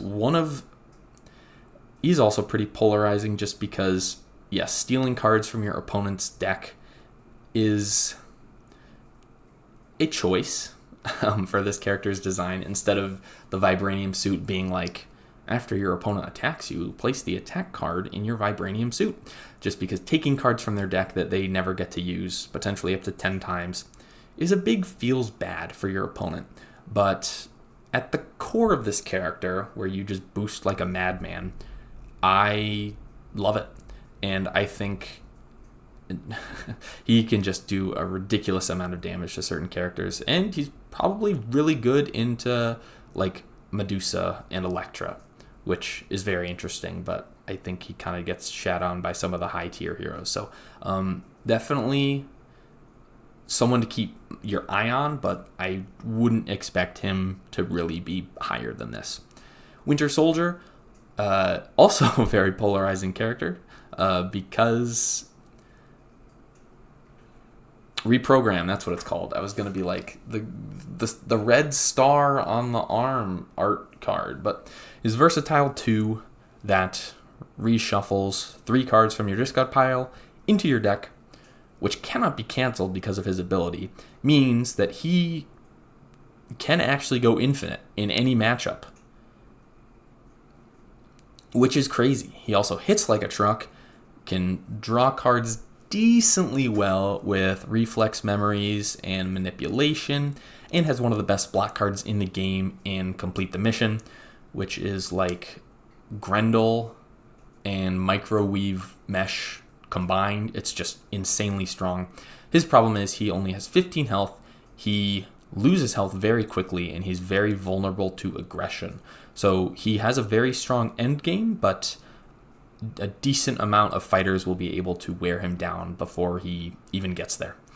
And I think this is like a character that could be viewed as very scary, but I just think in general was overhyped before he was actually at a lot of people's tables playing games. Black Widow and She-Hulk are in the high tier. I think both of these heroes will be very scary and very consistent and competitive. Black Widow, just with her auto damage and her schemes and the consistent ability to tutor them out of her deck, is really good. And also Zero Skater loves her, so there must be something going on with her. I haven't really figured out this character, but double ranged with insane auto damage capabilities, definitely something to keep your eye out on. She-Hulk is a character that I have actually gotten a decent amount of experience with. She is incredibly tanky with 20 printed HP and healing. Omega threat level, I don't know the order of those words, will just be very punishing for a lot of different characters. You can recur it with Sensational. You have the Savage She-Hulk, which is potentially a 9 value attack, and the ability to basically you discard a card to have Medusa's ability, but sometimes deal 2 or 3 damage is also insane. Oh, and Lady Justice is a card. So, like, she has a lot going for her, and I think she will be mean, green, and at the top of future tier lists. And I think the best Marvel character from the recent 3 sets will be Doctor Strange, because, well, Rings of Ragador and healing and recursion and Mists of Manapur and Cloak of Levitation, and you guessed it, Steadfast Disciple. This character just has a multitude of playstyles. You can either play him very aggressively, use a lot of bolts, use Eye of Agamotto's, just draw a bunch of cards, blind boost, kill your opponent. You can play him very defensively and play a very value-oriented game where I think he outvalues almost every single character in the game. Miss makes your opponent waste attacks, and that feels bad. And you can recur almost anything, except for schemes that Doctor Strange plays. Long doesn't really matter, but like you're just a ranged character that can heal forever and play cards forever. It's crazy. So yeah, these are my best guesses on the 3 newest Marvel sets that we haven't seen in a big competitive event yet. And these are very clearly like they're guesses, so like take my predictions with a grain of salt as always. But so yeah, if you want to screenshot this and use it as the most recent baked goods tier list, sure, go for it. But this is the official vision that I have right now. I will come back here in about, what month is it? July, probably like September or October, and update it with those 9 Marvel characters. It will obviously be a much shorter video because I will only talk about those characters and maybe some other characters that have moved up or down. But so yeah, that is the official baked goods competitive unmatched tier list. The OBGCUTL for short. I hope it was everything you wanted and more. Yeah, people, I honestly don't know how well this video is going to do, real talk, because it's probably going to be over 3 hours, and I think when people say tier list, they just want like an image to look at and digest for 30 seconds before arguing about it in the comment section.